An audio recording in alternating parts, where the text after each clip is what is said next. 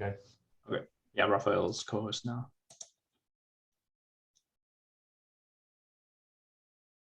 Okay. So,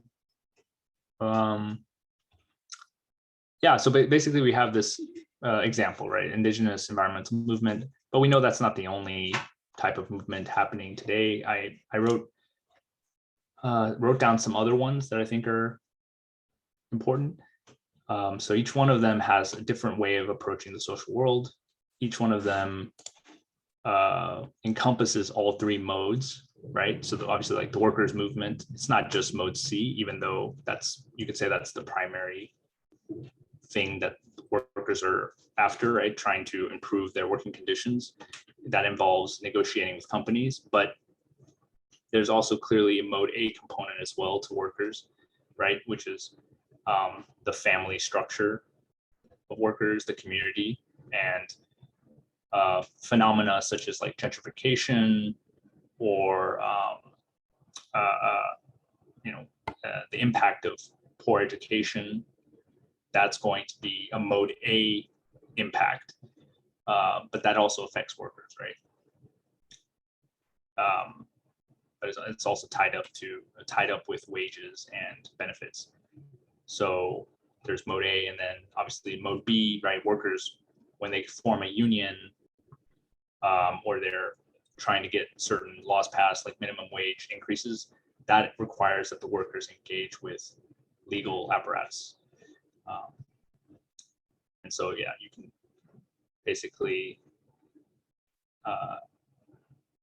view each of these as having their own kind of projects in the different modes, trying to change things or at least highlight problems in different modes.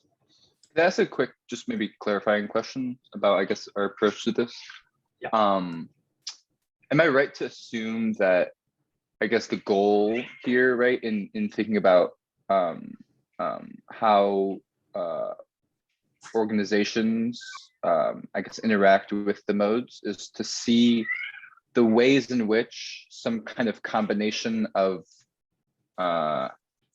constraints from the modes themselves like filter into constraints on organizations, yeah? Something like that?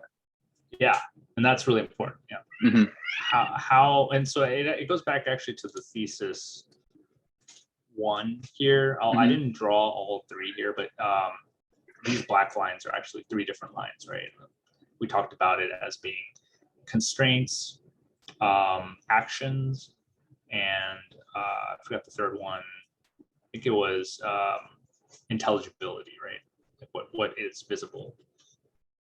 So if we're mediating, if we choose one of these movements as our mediation, right? Or some organization within that movement is the mediation, then we can say basically that there's a different definition of intelligibility, the constraint space and the action space that is accessible to us as individual agents.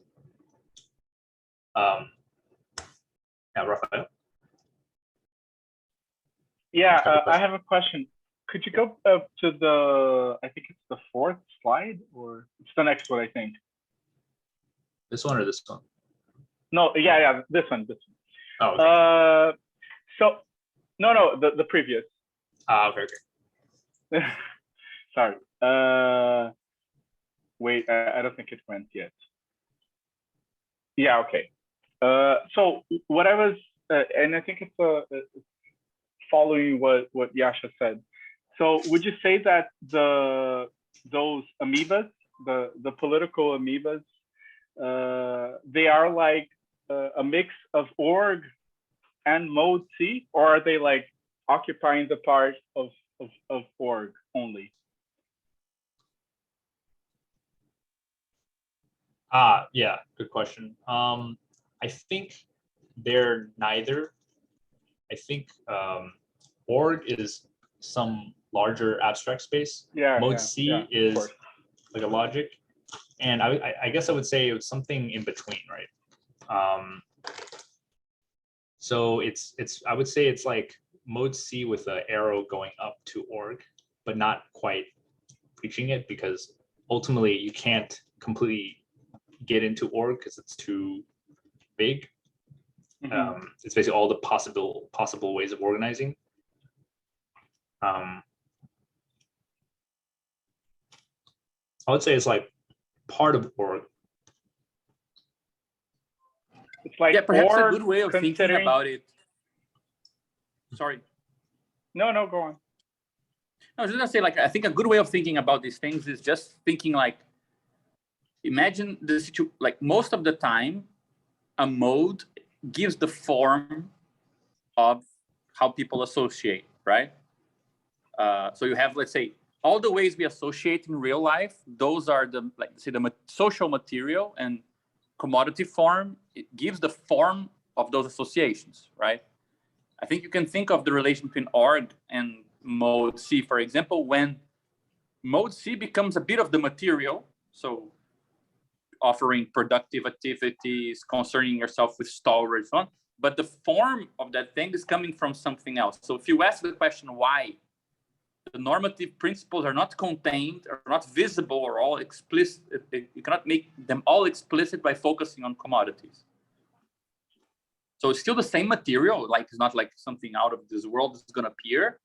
But perhaps the easiest way is to say that you stop being able to explain, or if you want to ask and give reasons that are all compatible with mode C, right? So why are you spending money on, transportation for people if they don't work for you? You shouldn't be spending, like, it's a waste of money. You can only explain why you're doing it if you consider some other criteria, right? And I have the impression that underlying thesis we've been working with is that ultimately in political processes, there is some normative criteria which are not explainable through A, B, and C. It's not just that you're privileging communities over money, right? Or privileging the law over communities. There's still that additional thing, right? That additional thing would be something which has a form from the standpoint of org, like it is a legitimate reason from the standpoint of org, but it's not a legitimate reason from the standpoint of A, B, and C. Something like that, I think. Yeah, I think so, exactly. Yeah, that's the best way, I think, is just say that the social mediation has to include something which doesn't make total sense in mode C, something extraneous or supplementary. And the only way to make sense of it is if you were to posit or hypothesize that there's this org from which it would make sense. So right? it would be, sorry. Mm-hmm. Yeah, I would say like an example of a union. You could the company could say like, well, why do you need a union? Like, you can talk to us directly, and this is like a common union talking point. Like managers will tell you like, you don't need to go through the union to negotiate for better wages. Just go through us. Like, come to us. We'll work it out together. Why do you want this third party to like make decisions for you and bargain on your behalf? Because isn't that giving them too much power when you could just be directly negotiating, right? So from the standpoint of mode C, union doesn't make any sense, right? You would need some other justification that doesn't quite fit in that mode to justify it. And so that's where org comes in. Org would be this like standpoint from which you could justify this like social mediation that is a little bit at a distance from the mode. So in a sense, it would be, correct me if I'm wrong, it's like it's a certain set of constraints that distances you from the reasons from inside the social world. Like these constraints are not fully explainable in the terms of the social world, but they also make visible certain structuring elements in the social world due to the constraints not being of this world, in a sense. It's something in that direction. Yeah, exactly. Yeah, the constraints are coming from somewhere else. Yeah. That doesn't quite fit the normal, because they could be taken away and you would, in some sense be more comfortable without those constraints.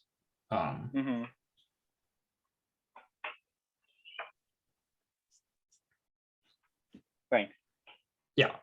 So yeah, hopefully we can make that more concrete when we get to the next part as well. So yeah, we have this idea, right? So you have all these movements, they all have their own constraints. They all have a different way of seeing the social world. So if you were to ask someone in the racial justice movement, what is the main thing that we should be focusing on, or like, what is your critique of situation? It's going to sound a lot different from someone within the workers' movement. And obviously there is intersections, right, between them. So there are people that are in both workers' movement and racial justice movements. It's not so clear cut as I'm showing it here. But what I wanted to emphasize is, like, we should be accenting the difference, because in some cases it seems like we prematurely try to pick one of these as being the central one. Like we say like, oh, well, ultimately everyone's a worker, right? So ultimately workers kind of cross the boundaries of all of these things. Therefore, that movement should be the privileged one to view the social world. But the problem with that approach is that each one of these movements has its own often unique and contradictory, it has its own unique viewpoint on the social world that it can be contradictory to what is seen from the other movements. And the goal is not to kind of filter all that out and only find the common set of phenomenological data that they all share, but the goal is to treat each perspective on its own, right? And from a practical standpoint, this is why these movements aren't, like, historically, harmonious with each other. There's a lot of, like, kind of conflicts between them, right? Or at least between people in each movement, kind of calling out those of the others who are, don't exactly fit with what the movement thinks is the right path forward. So yeah, so we're trying to find a way. Well, we want to start from the assumption that this is the state of the world, right? That there are different movements, they have their own particular concerns, and they see the world in a particular way that doesn't necessarily fit with the other movements. So all that can be summarized by saying that they have different languages, and not only in this, like, representative mode, like different language games, different, like, we just need to translate them, or at the same time, it's not saying that they're completely untranslatable either. But rather than try to focus on the kind of translation aspect or this representational space between different movements, I think it's more promising to try to build common resources that different movements can share. And this, I think, can encompass certain representational tools, right? Because as we read from Bogdanov in an earlier meeting, we saw that, the word is a type of organizational tool. So clearly, like, theoretical and political, manuscripts and would count as, like, a resource that can be shared. But we want to have an idea of resources that goes beyond, like, linguistic resources, that also encompasses, basic things like money, legal help, or legal representation, right? Or the support of certain communities, right? Not every community cares about all these movements. Some communities only care about racial justice, or they only, if they're indigenous community, they're focused primarily on defending their land. So getting the support of those people within that movement, that is a resource, right? And something that you can win that resource over, or gain that resource by appealing to the things that they care about, but you can also lose that resource, right, if it's not maintained. So thinking about building systems that can be shared between all the groups. So that's kind of the goal, right? So these are kind of very broad ideas that certainly, like, this presentation isn't going to be able to like live up to completely. Like, I don't know how to design or build a resource that can be shared between all the groups. But I think one thing that we have been talking about, and kind of what fit this model, would be like formalizing things in politics, right? So, okay, what is the role of formalizing? Is it just like an academic exercise? Is it a way to publish more papers on Badu, or like, you know, simply to create a formalization just to do it? I hope not, right? I hope it's not just that empty, but it has some kind of, it can fit this model of resource sharing. So my proposal here is that we can kind of see two different sets of problems that don't really have anything to do with each other, that have a very tenuous connection, right? Which is, you have philosophical problems, or you can kind of say like conceptual problems about social formation. So what is a social formation? You know, epistemological problems about it, or problems of like, what does it mean for subjectivity that you can be part of multiple movements, and that you can even be, you know, the whole idea of participating in this org space, that leads us to like philosophical problems, right? Some of that is dealt with in Badu. And what all these problems have in common is that they don't really address any particular group or movement or person, right? It's they're kind of global questions, universal questions. And on the other hand, you have political problems, which are very local. They're problems that, although I've written them here such that they're generalized, in reality, in different particular communities, these questions have a very particular form, right? It's not only how do we decide, but how do we in this particular situation decide what to do. So you have local questions with particular communities and versus global questions with no addressee. And I'm saying that our group is basically on this frontier, right? Because we have some interest in philosophical problems. We also are hoping that we can tackle these political problems. And we're trying to bring different tools into play so that we can transfer information from one to the other.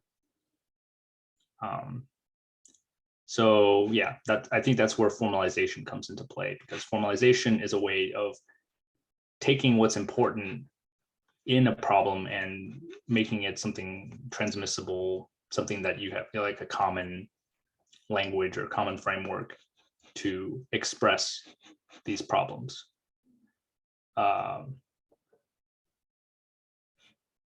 And yeah, basically that's it. So political problems can be transferred, right? Even though they originate in a particular place with particular constraints, and you know, they may occur within one of these movements.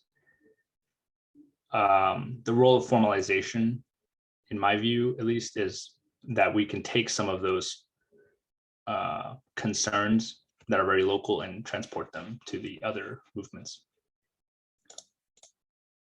Okay. So that's where the categorical approach appears. So how do we describe social formations, right, in the first place? Here, I have a drawing that has two parts. Basically, you have formations and relations. So formations are these abstract spaces. They have parts to them. And relations relate the parts, basically. So take the parts of one and relate them to the parts of the other. And a social world consists of basically just formations and relations. And formations can be exactly, you know, as broad as you can imagine them to be. They don't have a lot of content right now. So because we want a definition of social formation that can fit this model, right? That can be something that can be seen by all the groups, all the different movements. So it needs to be very general. And then similarly with relations, right? I'm not really describing one particular type of relation. It could be a relation in mode C, so like a value relation, but it could also be a relation between communities. It could be a relation between legal entities. So yeah, that's where the generality of relations comes from. Okay, so going into the definition more, the categorical approach says that the social world is a collection of objects and morphisms that obey the laws of a category. The laws here mainly being that you can compose relations together. And you know, there's some other laws like identity is a law, and associativity of composition. But we don't need to get into that right now. And so we have objects that stand for a type of social organization. They are related together by morphisms that express propositional terms which are of the type of the targeted formation and which contain variables of its source type. So what that means is everything here can be translated into a formal language of types and symbols that have, or you could say terms, which have a particular type associated to them, which is kind of an alternate way of, if you go back historically, type theory is kind of this alternate form of set theory, right? It's a competing approach to foundational problems in mathematics. We could translate this language into sets and functions between sets. And I think in a lot of ways that would be more natural to the Badiou approach. But I'm hoping that we can kind of bridge the gap between those two and show that that this more general, this type approach is more general, and also gives us some new insights, right? So for now, like, just assume that when you have an expression, that there's this idea of a type associated to it, which defines what are the valid ways of connecting things together are. Okay, so yeah. Just in this definition, is there anything that I guess like makes this in particular a social world in this example? I'm having a hard time seeing the difference between this and like Badiou's more general usage of world, right? We're just, it's basically still formations and relations, but I don't know, it seems like the social aspect has to come in somehow. Like, does it have to somehow relate to persons or social formations or something that I'm missing? Yeah, that's a really good question. I think I haven't really added anything here that's specific to social worlds yet. Yeah, so probably something, I don't know, something with either the formations or relations already having some social character to them. Because even like, right, if we take the example of just like the social world of commodities, right? Mhm. Just how commodities form parts of other commodities and how they relate to each other by how they can be exchanged.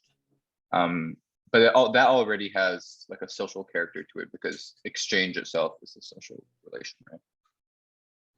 Yes. So yeah, this is why it has to be very general, because I want it to apply to all three modes. So it ends up being kind of a repetition of what Badiou writes in terms of like phenomena and their relations, phenomenal relations. I think it's very similar to that. I think the only thing that would make it a social world is exactly what you said. Like if you were to project this structure onto a particular mode. So mode A, Yeah, mode and B, also, mode C. Yeah, maybe phenomena I have are an always idea social there, to though. begin with, but go ahead. Like I think there's a way to define very precisely this in a way that's very compatible with Badiou. Badiou has a definition of atoms, meaning the basic logical units of worlds. Then he has the idea of real atoms, which just means logical worlds that are supported by material substrates, right? Mm-hmm. But social worlds, they have one extra thing, which is these material substrates go through human beings. So I would say social worlds are worlds where you have social atoms, meaning somehow the logical units decompose human beings. If human beings are caught up in the logic, it's a social logic. Yeah, it's perfect. And I think actually, so you don't need to look for the social in the form, like, so do the morphisms need to have some extra property?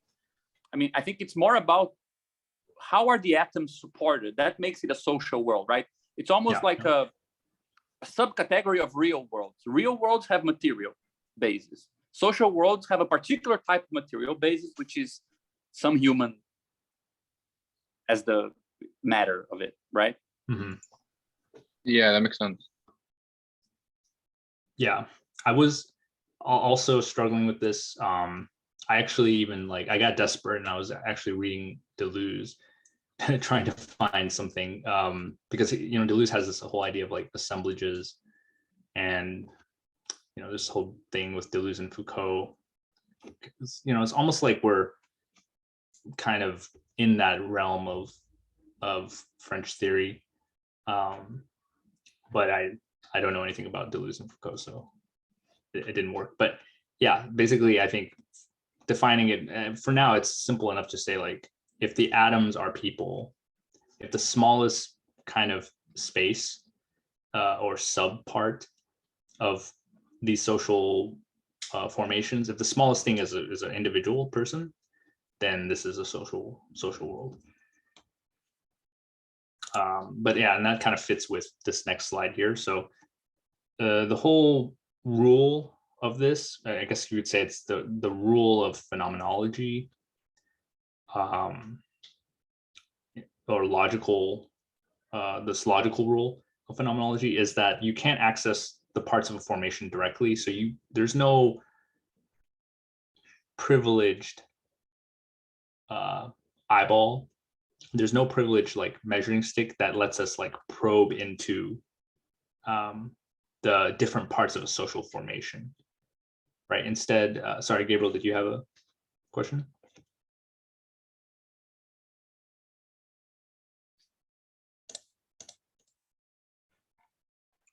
I think it kind of was up from before. Maybe he stepped away. Okay. Yeah. So there's no like privileged way to probe into these formations, right? So it's not like when I draw this picture here, I'm like drawing these parts, right?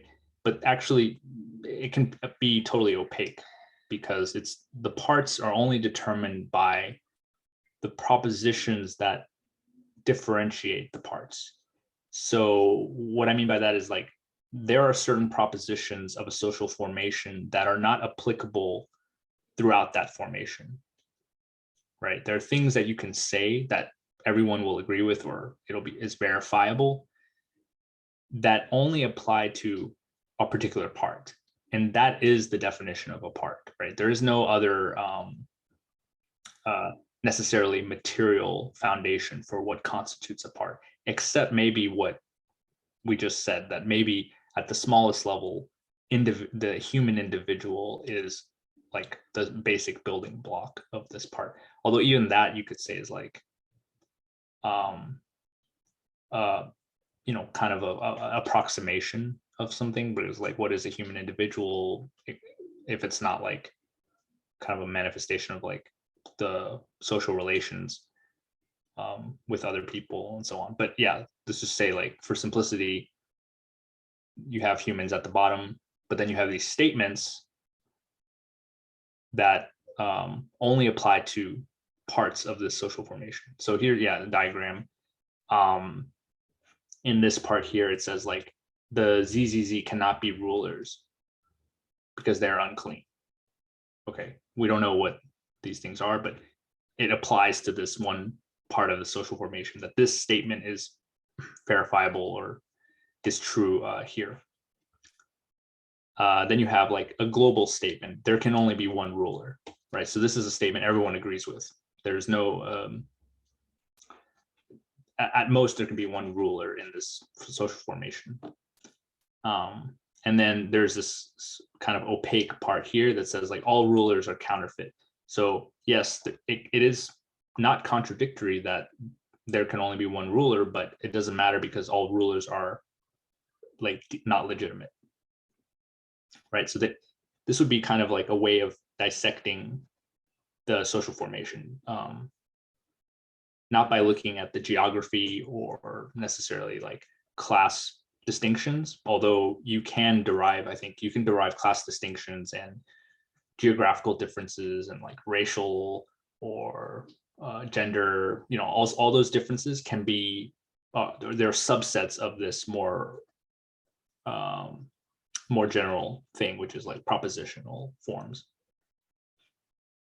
Okay, so what does it look like when you slice up this world? You get what Badu calls degrees, but I'm just calling parts of the world.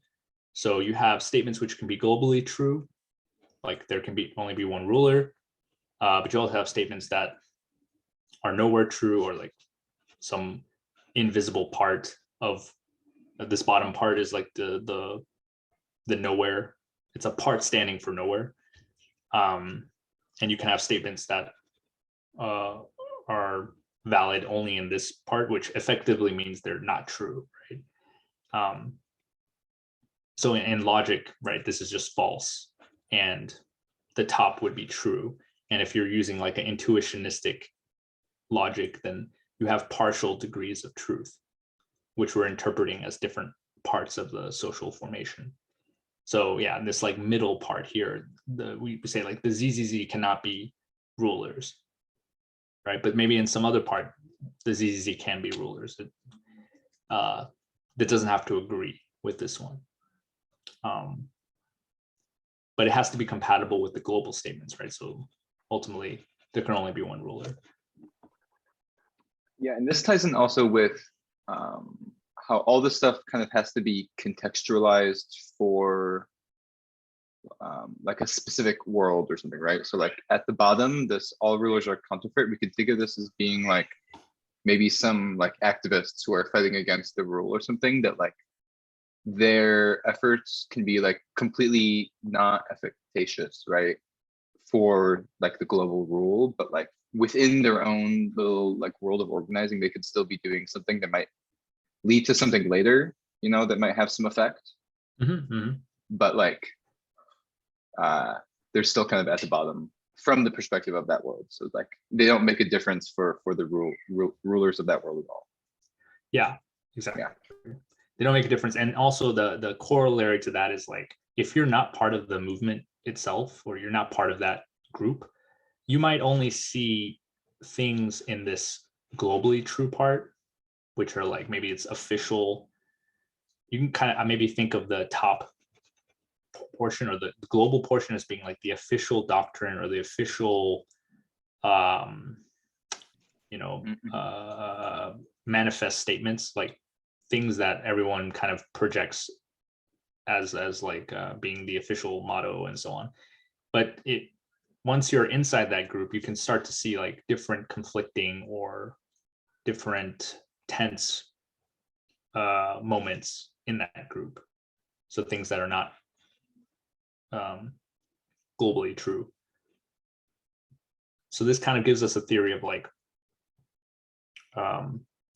why being part of a group yields more information, right? If you're in the group and you're engaging in the debates within the group, you start to see more structure of that social formation, basically.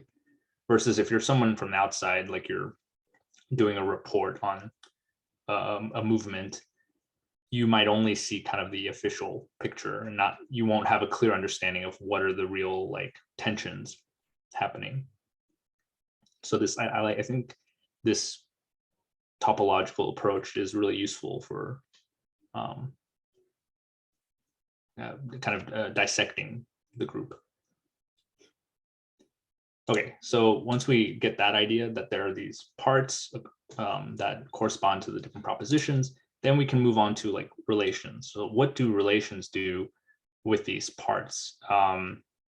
So as of right now, like I don't have a clear like exact rule for how the statements within the part get transferred over, but just for now, like let's say that the propositions that are valid within one social formation can be translated in some way to propositions in another, right? And this is done through these relations which have a type. They take elements from the original or the source formation, and they turn them into propositions of the destination type. So social formation ABC, social formation of ABC is a type, and social formation of XY, XYZ is a type. So X comes from the origin type, and then phi of X is a statement made from the origin. Like it's this X is one of the variables that go into it, but then the statement itself resides in ABC, right? So if it's true globally, then 5x is a global statement, but it could be, just a part of ABC. So an example here would be like some foreigners from XY, XYZ are not allowed to be rulers, right? So given X, which is a foreigner from XY, XYZ, 5x will tell us whether they're allowed to be a ruler, right? So X can actually be individual people from this formation. Okay, so that would be a relation, right? It kind of makes sense. Like a statement that relates to different social formations would be a statement that from the perspective of one formation about the individuals of the other formation, right? And then it has a directional aspect. So you could flip this around and take terms from ABC and turn it into sentences or propositions within XY, XYZ. Yeah, maybe the simplest example we can think of, this may be like pretty relevant, is just constraints like between social worlds, right? Mm-hmm, so something like, for example, some country has natural resources, right? So the world of capital, because they have these resources that like capital sees as like providing right, like immeasurable benefits, then there'll be a constraint which is passed to like the ruling party or whatever, that will be something like take control of that, right? Which we see all the time. Yeah, I mean, simple things like that, but yeah, exactly. That might not like have the direct connection, but like where worlds are kind of interlinked, constrain one another. Yeah. Yes, yeah, and I think that's where we really need to go. I think that's where all the previous stuff that you mentioned also, like here, individual agent, social mediation. I think we can interpret these as social formations, and we can pass constraints from, and then we can actually like be very concrete about what exactly is different going through the social mediation versus directly to the social world, right? I think a good way of thinking about constraints between layers or some things like this or passing on is, for example, you can have a nationalistic call to preserve what is most valuable, right? But when you then go check under the type most valuable in a nation, you won't find, its beauties or whatever. You're gonna find, for example, its elite class, which has a lot of money. But that's not a nationally constructed object, right? In fact, there's actually contradictions between your elite that is investing money elsewhere and the fact that economically they are the most valuable through commodity perspective, right? They hold the most capital. So it's mode C constraining a type that then is actually being activated or mobilized from the national point of view. Yeah, exactly. So you would have like almost like three different social formations then. You have the elites, you would have the nation, right? And then maybe I think wouldn't you say it's all the same? Like it's a social formation. Like nationally, it's developed in one way. Mode B, like the state is developed in a different way. Economically, it's developed in a third way. It's just a really cool way to explain why capitalist societies face this problem of what to do with their elites, which are at the same time where they hold the people who hold most power inside the country. On the other hand, are the people who the least care about the country. They're just interested in making money. So if where mode C dominates, that the definition of what counts as the most valuable thing in the country is defined by mode C. But then you want to create a patriotic discourse around it. So it's weirdly paradoxical, right? You need to kind of praise that part of the ruling class that has the least stakes in the country. So I think it's a good way of showing how mode A would be constrained by a part of the language of mode C. Right. And even that constraint, to even see that constraint is active requires another standpoint, right? From which you can see that that the nationalist discourse is constrained by mode C. Yeah, I mean, I think that, and then you can get, for example, pure mode A, like, for example, you can get a sort of Nazi sort of hate of your own elite. Because then from the Nazi organization point of view, which is very communitarian in a certain sense, right? You can see, let's say, the bankers as a corrupting class. But you need to kind of detach yourself. So that's why you can get two critiques of the ruling class, right? There is hatred for the wealthy in the extreme right as well. We can actually explain why, right? And I think that is where this formalism it does have a role to play, because you can use this to kind of separate out the different standpoints that exist with regard to the different modes, right? So you could, like, a portion of the social formation could also blame the rich or hate the rich, or like two different parts of social formation might hate the rich, but for totally different reasons. And so you can have statements of different types. Let's say the fascist statement, we don't like the rich, would have let's say a fascist type, right? Instead of ABC here, it would be like F. And then you have like the leftist type, same content, basically, but different types. And then that corresponds to the different portions or different parts of the social formation, right? Because I don't know if I mentioned this, but like you can take a part of a social formation and that would be a new type. So you can derive types from other types. So if you have like the nation is one type, we can derive further types, like depending on different parts that are legible. So yeah, I think basically relations can pass these constraints along in different ways. Okay, so then another formal point here is that here's an example of just one variable, so a proposition of one variable, but we can do as many variables as we want by basically creating a product type. So say like you want to make a statement about 3 people instead of 2 people, or sorry, instead of just one person from X, Y, X, Y, Z.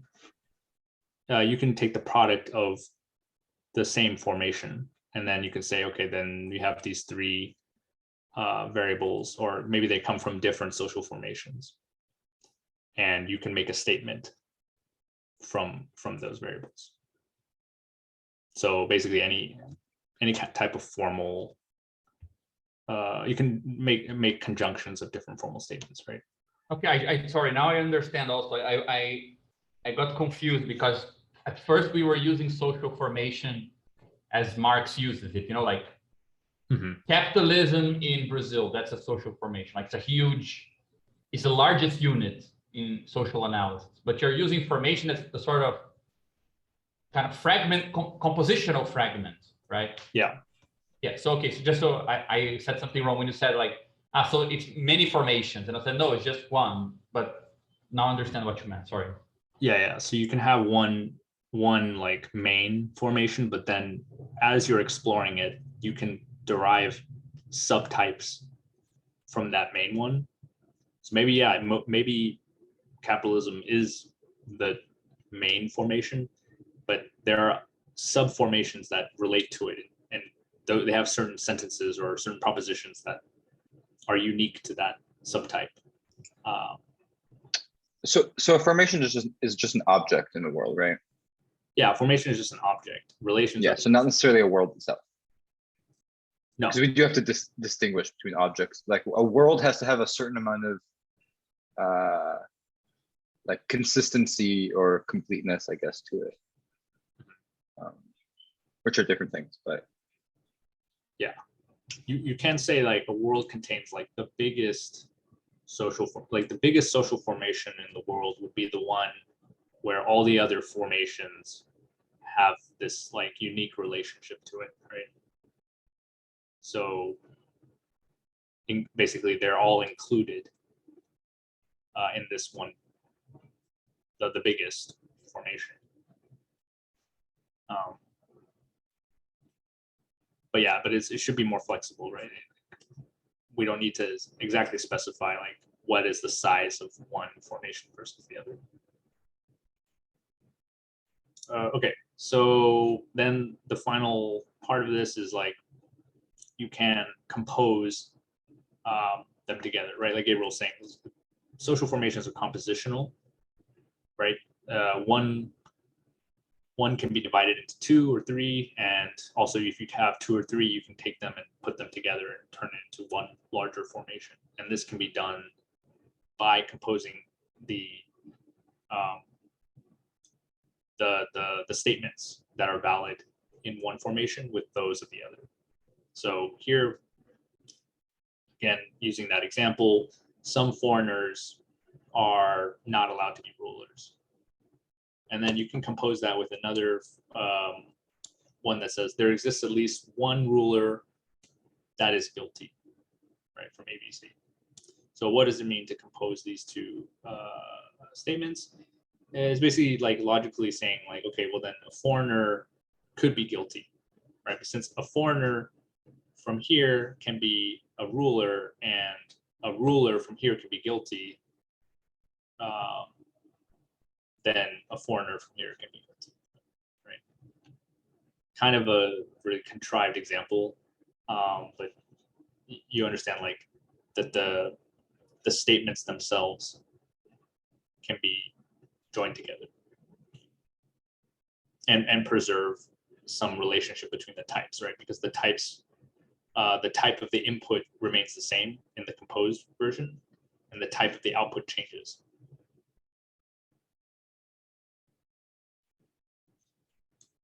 Okay, so that's the categorical approach to social worlds, and we're going to try to use this with the commodity world in particular.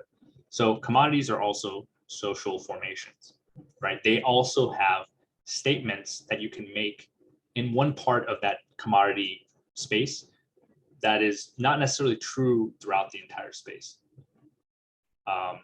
So the global part of the space, which would be what we normally consider to be the price or the exchange relations of a given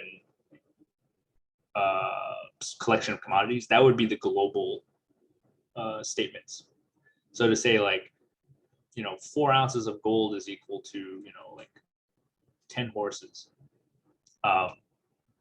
You could say that if this was something that was agreed upon, and you could find no owner of horses and no owner of gold that would disagree with that, then basically it's a global statement, right? But obviously, like, the market isn't static; it's constantly changing, and then there's this kind of partial zones of exchangeability, and the whole idea of like buying something at a good deal, right? Getting something at a good deal.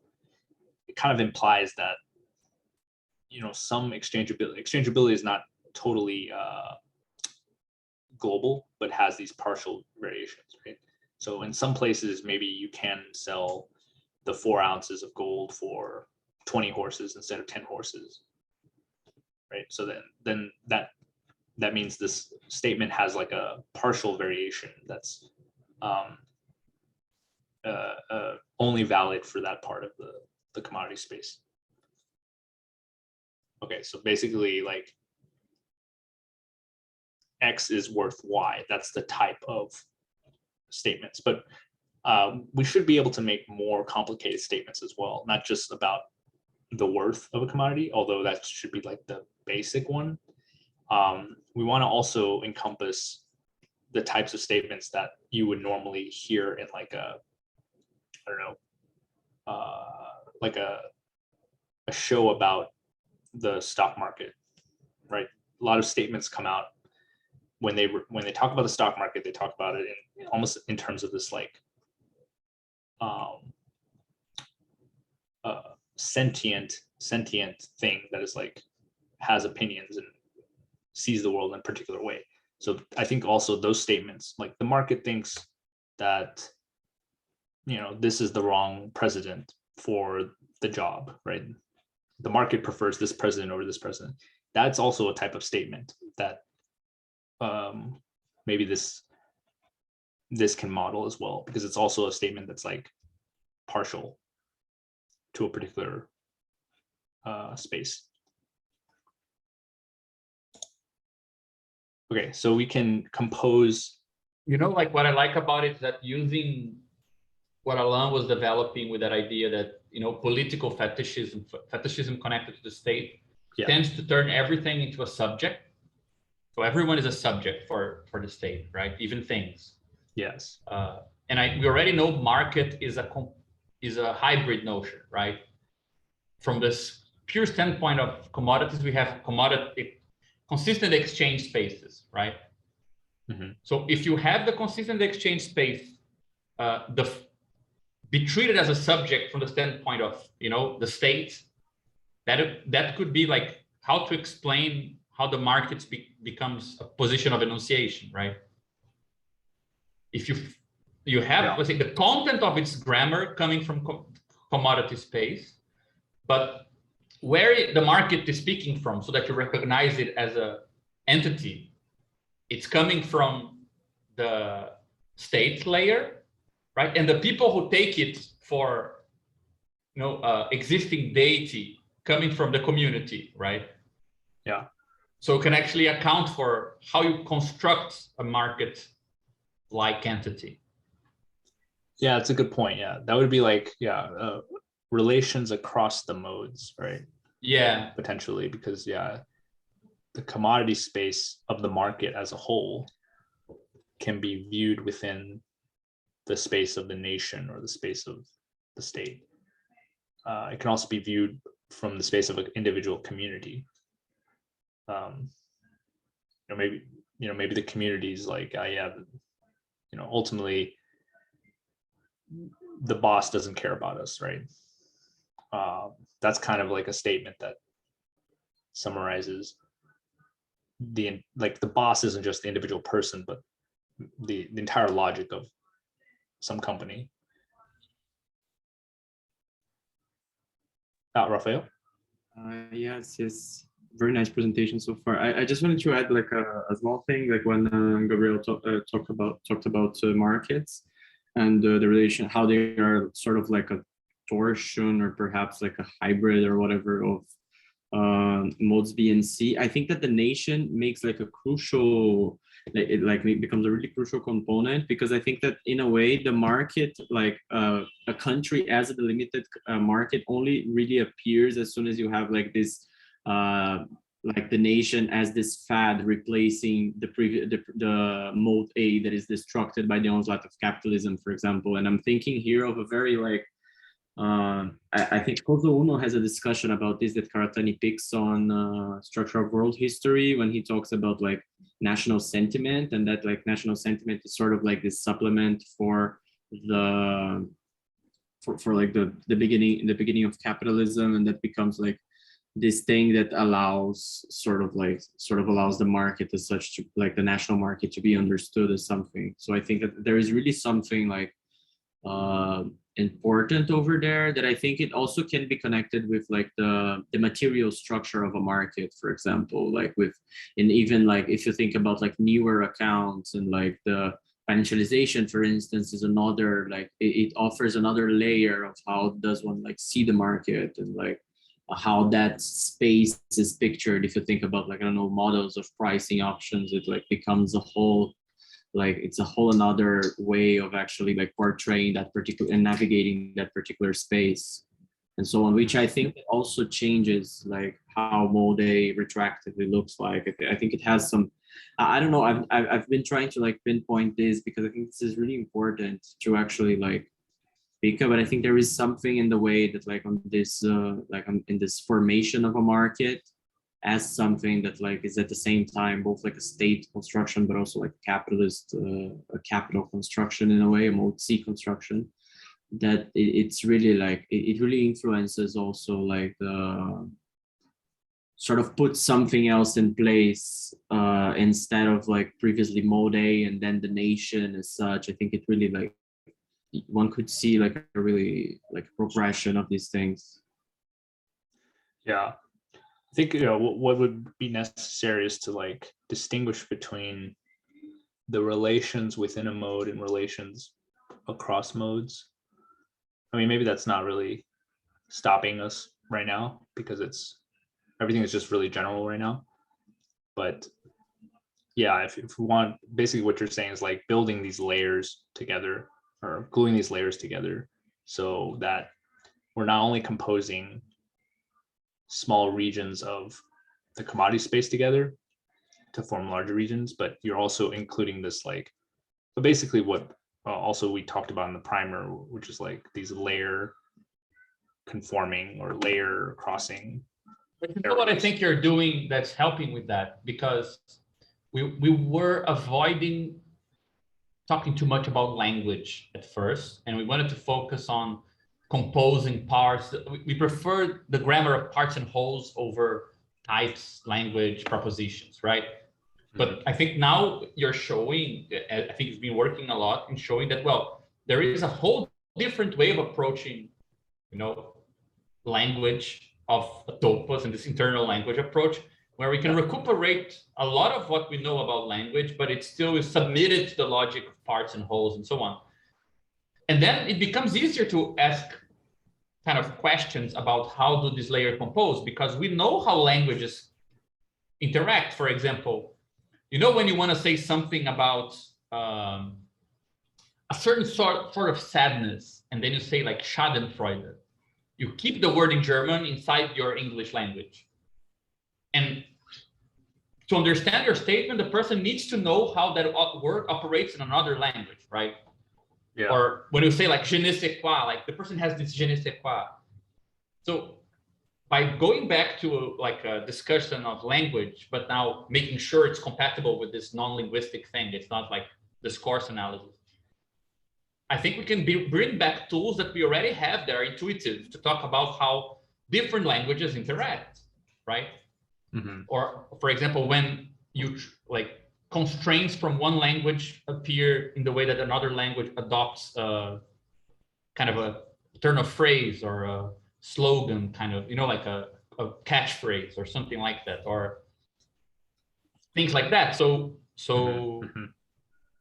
I think we can find good examples of that sort of thing from this now that it's easier to think about layer connections and different languages kind of interacting than it was to think directly on this kind of topological dimension. That was a bit harder to think about constraints passing in terms of parts and wholes in themselves, and not in terms of, you know, types of propositions and things like this, right? That's why I mentioned the market thing, because when people use the market as an entity, they are taking, let's say, using from the state a certain grammar of who counts as a subject, who counts as an object, taking from the community layer something about how you recognize one another, you know, like as people who know, who pay attention to the market, people who listen to it and things like that. And they're taking from capital something like the content of the language, right? But that's not how the commodities speak. Commodities don't speak through the mouth of the market. That's not true, right? So you can start dividing these things in a way that you would do perhaps when you talk about some language by using another language, you know? Mhm. So we might get better images for how these things get connected by taking this more internal language approach.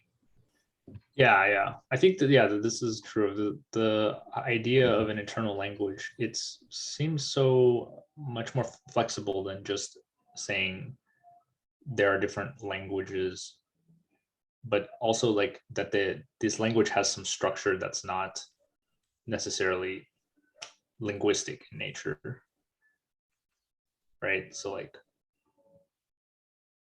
the interaction between, I don't know, people who own commodities, that produces an internal language that is not necessarily what the people themselves are saying. Mhm. So in that sense, it is like a great model for ideology, or this like embodied language. Yeah, and I think it's a good definition, because ideologies then becomes one of the dimensions of it becomes, what do you need to do so that that other logic can speak through your mouth, right? Mm-hmm. For example, you need to say, it's not my word, it's the word of this entity. Then suddenly it becomes a bit more impersonal, which is something you need to make statements about commodities, right? Yes.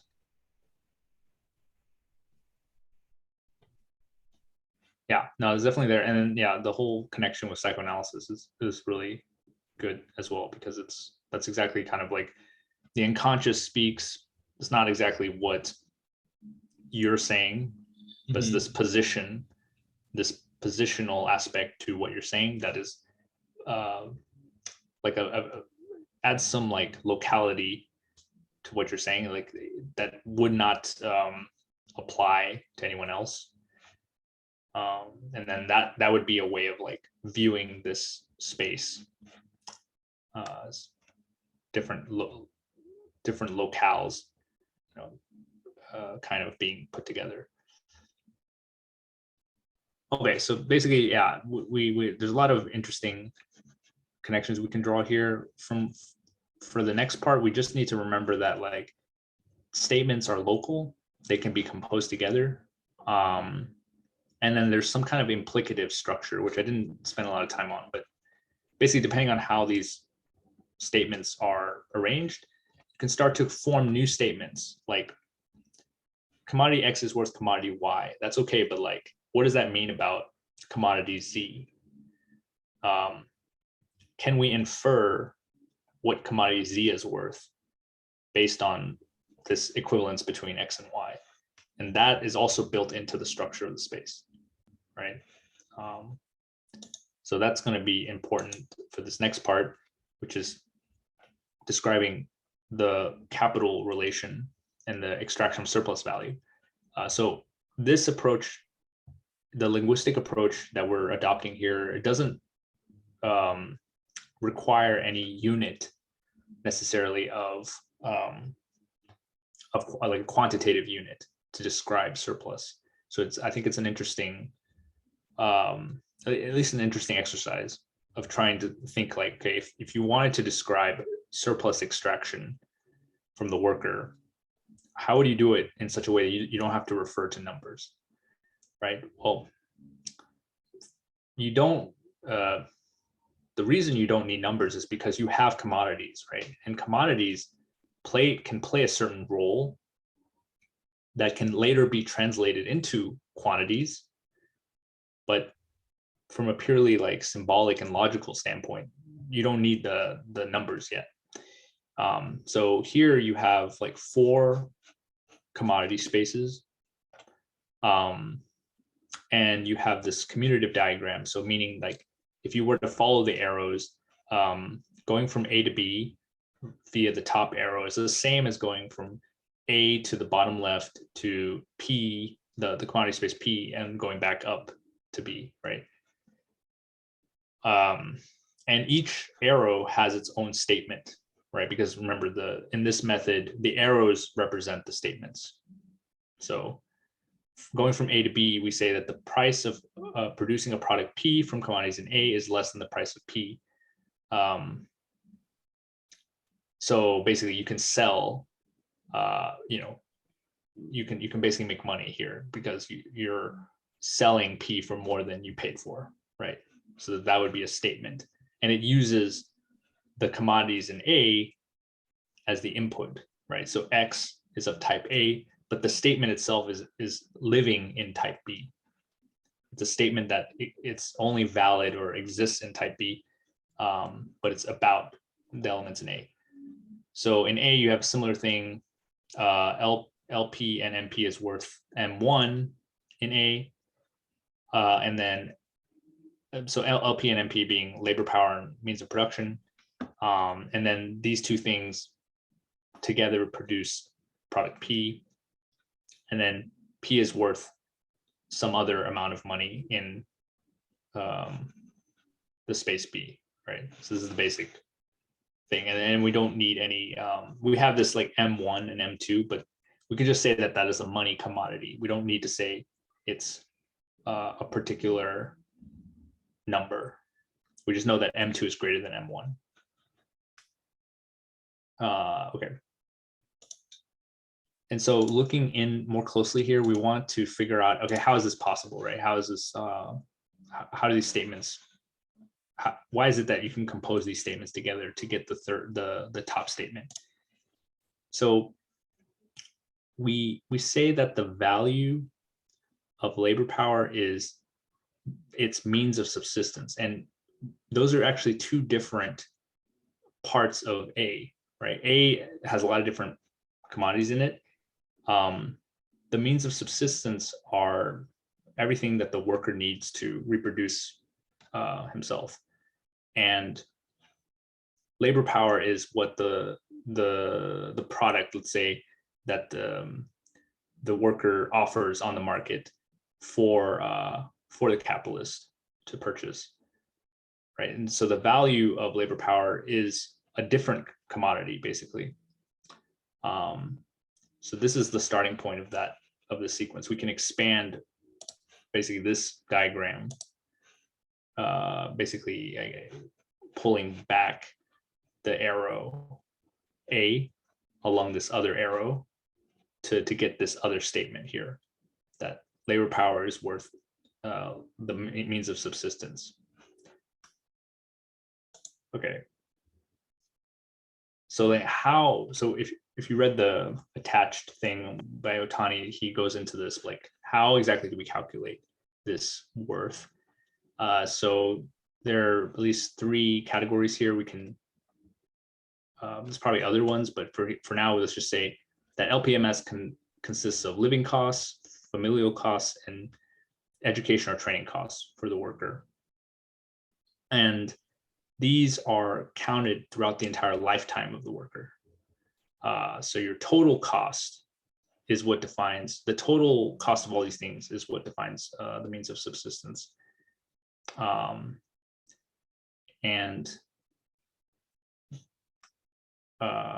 Let's see. I think that's what's relevant here. It's just that we want to consider the entirety here, and we haven't introduced time as a component in any of this yet, right? We were just saying like there's this cost, there's this commodity called means of subsistence of labor power.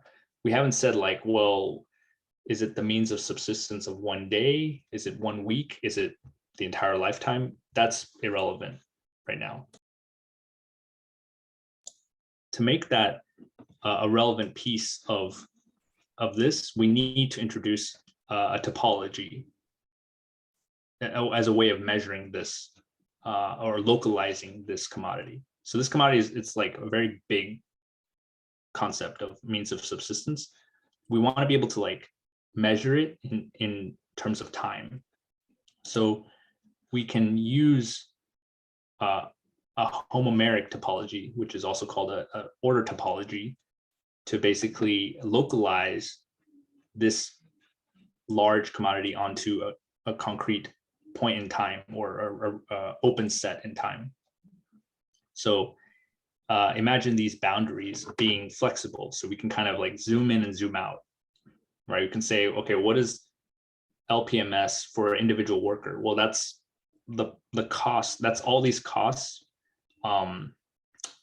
put together for the entire working life of that worker. But we can also, let's say, zoom or like constrain our boundaries to be smaller and smaller until they reach just 1 day, right? And Otani and Marx use that as like the privileged way of measuring, like a single day's labor or a day's value of means of subsistence, right? That is the value of LP. So it's the fundamental unit, right? So using this order topology, we basically can transfer the information within this commodity space into another space that can be measured according to time, right? And then you get this nice little integral formulation, right? Total value of labor power is the integral of the value of the means of subsistence of labor power integrated between retirement and the working age, right? So you add up, and it's not necessarily a constant amount, right? You might have more costs to reproduce yourself earlier versus later, or vice versa, right? Different periods of your life could require different amounts of this means of subsistence. Okay, so the whole point of all this is just to say, like, you need this extra thing, this homomeric topology, in order to calculate different time periods of cost. If I can clarify / ask to make sure I'm understanding. So this homomeric topology, the idea is basically that you want to localize how things are, I guess, priced in terms of profits, essentially, right? So it's like, if we're thinking about for labor power, it could be for a specific job in, I guess, in like some abstract way, what is its worth could be, rather than an explicit value, is like maybe something almost like a range, right? Or even like a probability distribution of some sort, right? Yeah. So it's like it's a locality, and that's how, I guess, like the thing itself is experienced, not necessarily as, because like many people, right, could get the job. So like you can measure this in like the world or something. And it's not just gonna be one thing, but it's gonna be probably some like probability distribution type thing, like a fuzzy local object, if that makes sense. Yeah. Am I thinking of that right? You think? Yeah. Yeah. So like this. Yeah. yeah, the simplest way would be to just say like there is a dollar amount that like you could even draw like a curve, whatever, like this is time, not this, turn this off. So yeah, it can be like what you're willing to pay, right? For like a specific amount of something. Yeah. So this specific amount would be like the price of these three things, right? From living costs, familial costs, and education training costs. That's the cost of your means of subsistence. That's how you survive, right? Yeah. And the total cost of that can be an amount, right? So sure. And then you just integrate to get the total the cost of means of subsistence. But if we take a step back and just say it's not only money that matters here, it's actually the value of these commodities themselves, which is actually can be measured in different ways. Money is one way of measuring these things, but it could be measured in other also in more direct ways, like the actual cost of the food you eat and the education, the price of education and so on, or even the time cost, right? You could factor in the time as well. And yeah, what you're saying is right though, that there is no concept of time yet. There's only a concept of the labor means of subsistence as a commodity.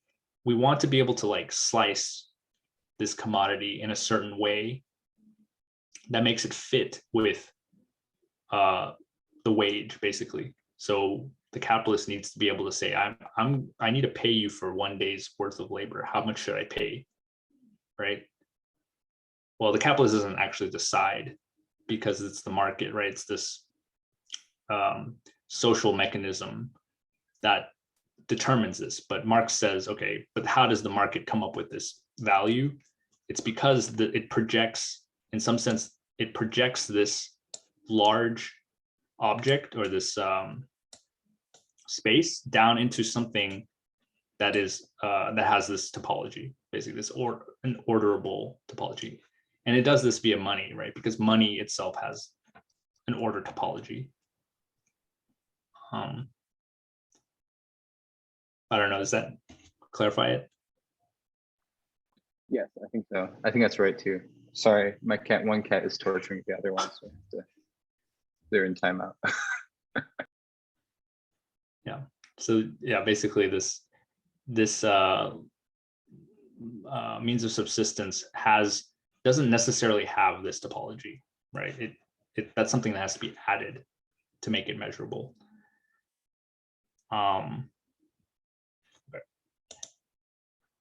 And the point is that this topology that we add that makes it coherent, that we can now say like, what is the value of a day's value of labor? This topology is also applied to how much value is transferred per specific moment.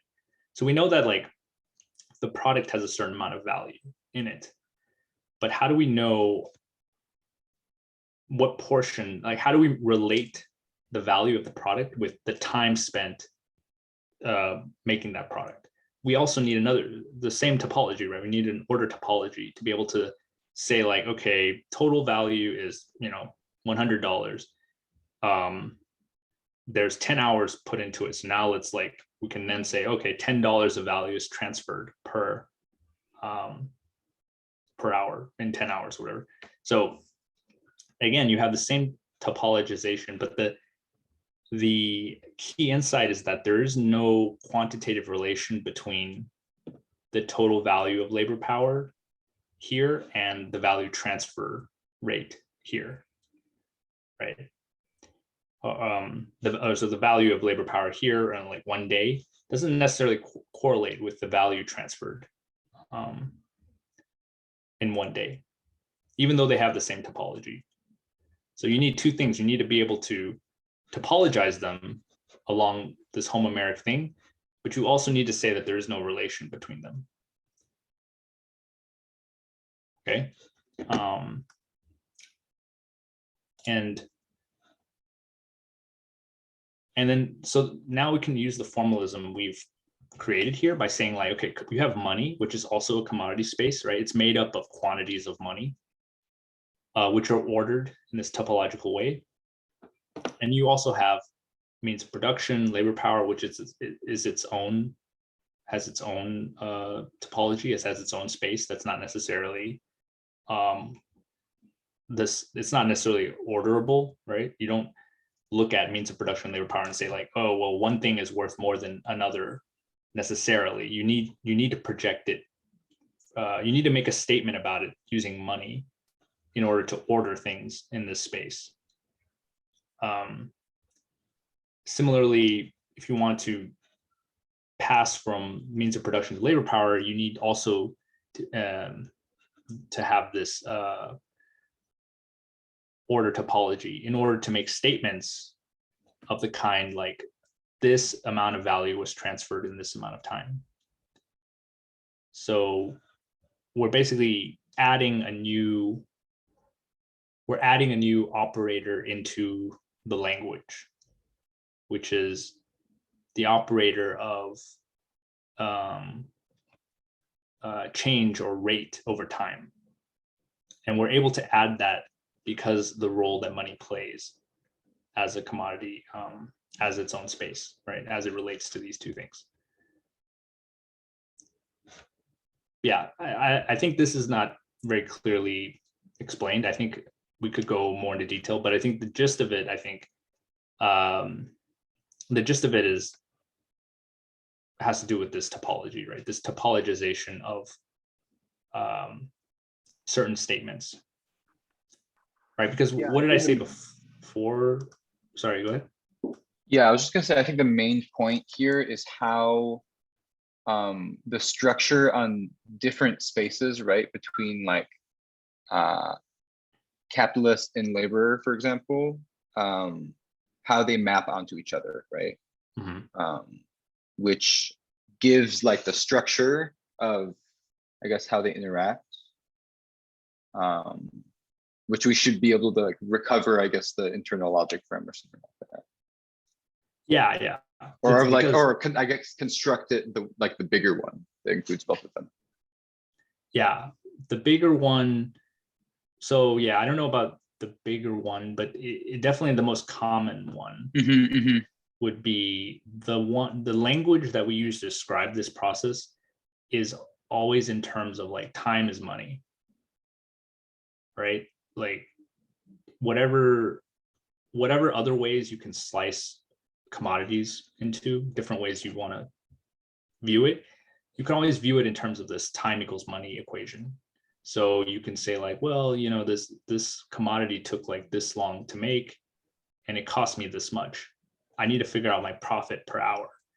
Like this type of thinking is inherently topological because it's inherently about calculating parts from a whole using division, basically dividing the time. But this is not something that's like native to the value relation necessarily. It's something that's added once money comes into the picture. Yeah, I mean, also because it's not a symmetric thing. You're not just mapping the two, right? Time is money doesn't work the other way around. Doesn't mean that money is time. Actually, that's the whole critique that Marx makes of, you know, some people who says, okay, so if time is money, let's just substitute money for labor time. And just have pieces of paper called labor notes, which is Proudhon's idea, right? And the whole point is that it's a subject and predicate. Money is a predicate, that everything that takes time can be measured, compared in terms of that predicate, right?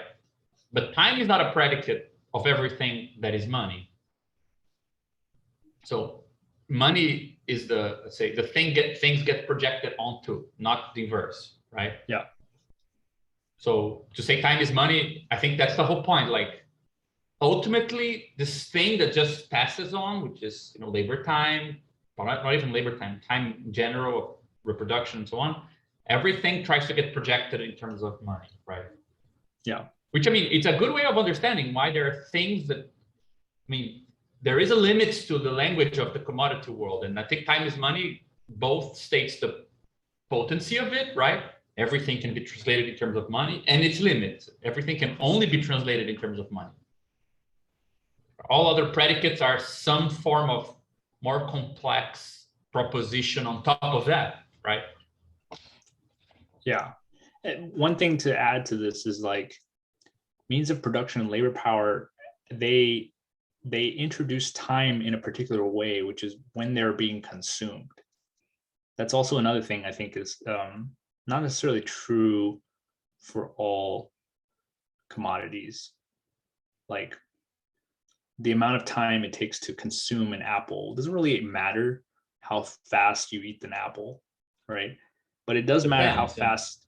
It depends, yeah. But it like most of the time, it's something extra that's added by the production process. So with means of production, you care about the time it takes because it has a limited lifespan and eventually it will break. So the means of production, you want to squeeze as much value out of it as possible, right? So you need this language of units per hour that it can produce while you're consuming it. Same thing for labor power. When you consume labor power, you get labor that's actually happening in a specific time frame, like a temporal contract. So that's where the topology becomes useful, right? But in their like native form, let's say means of production and labor power, in their like original form, they don't necessarily have that topology. So I think there's this intermediate maybe shape that they take on when they are consumed. That's where this topology comes into play.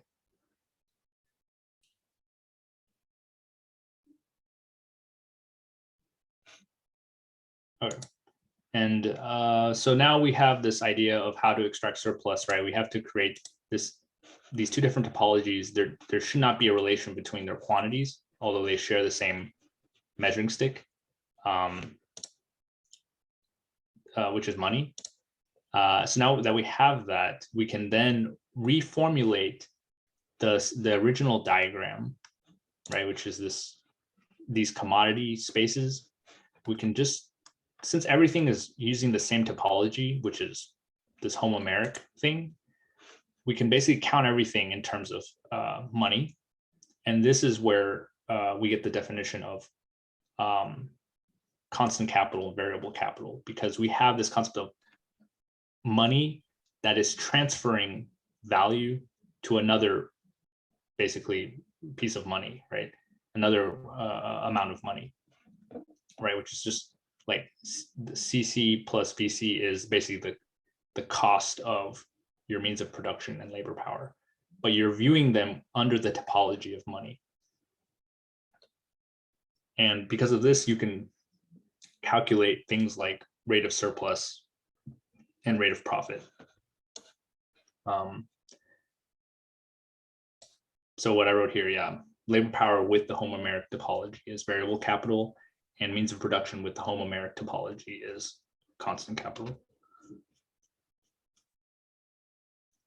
And yeah, the whole point is like, once you have this topology, you can take the total value of your product or the total value of what is being, the inputs to the production process, and you can localize that amount onto a part of your topology. So you can make statements, right?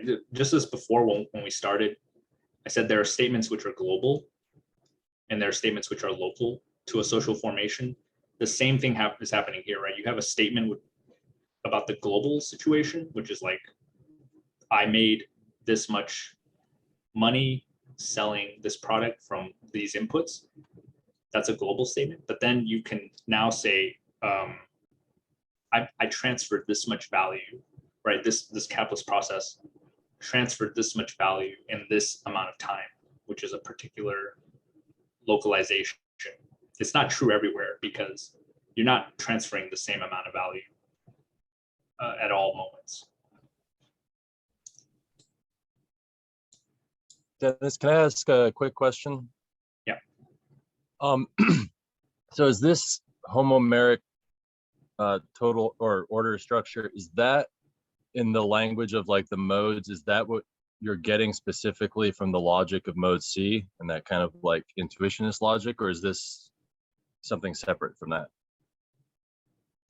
Yeah, it's a one type of intuitionistic logic, but it's not like, there's many different topologies you could choose that would also support logic. Okay. Like this. I mean, Yasha asked in the beginning, like, what is specific about this that is not just Badiou's logics of worlds, right? And I think total ordering of appearances, that's a particular property that is not, let's say, common to every world, right? In fact, I think Badiou doesn't treat in logics of worlds any world that has a single measuring stick, right? Like nuances of ivy in a wall, and then the motorcycle. Like you never get fully ordered appearances in any of the stuff that he looked into. So perhaps that's not a property of social worlds in general. I mean, we're not saying that every social world is mode A, B, and C, but perhaps that's a property of social economic worlds, in the sense that probably you have an economy when you can have a single measuring stick for large chunks of stuff, because then you have costs. It can be cost of status, cost of relations, cost of value, but to have a measure of cost that is standard throughout something, right? That pretty much defines that there is an economy there somehow, right? And it even would apply to psychic economies when Freud has talked about libidinal economy, because he has the concept of a single measuring stick as well. So perhaps we could say, like, we could make a gradation, like worlds have partial orders.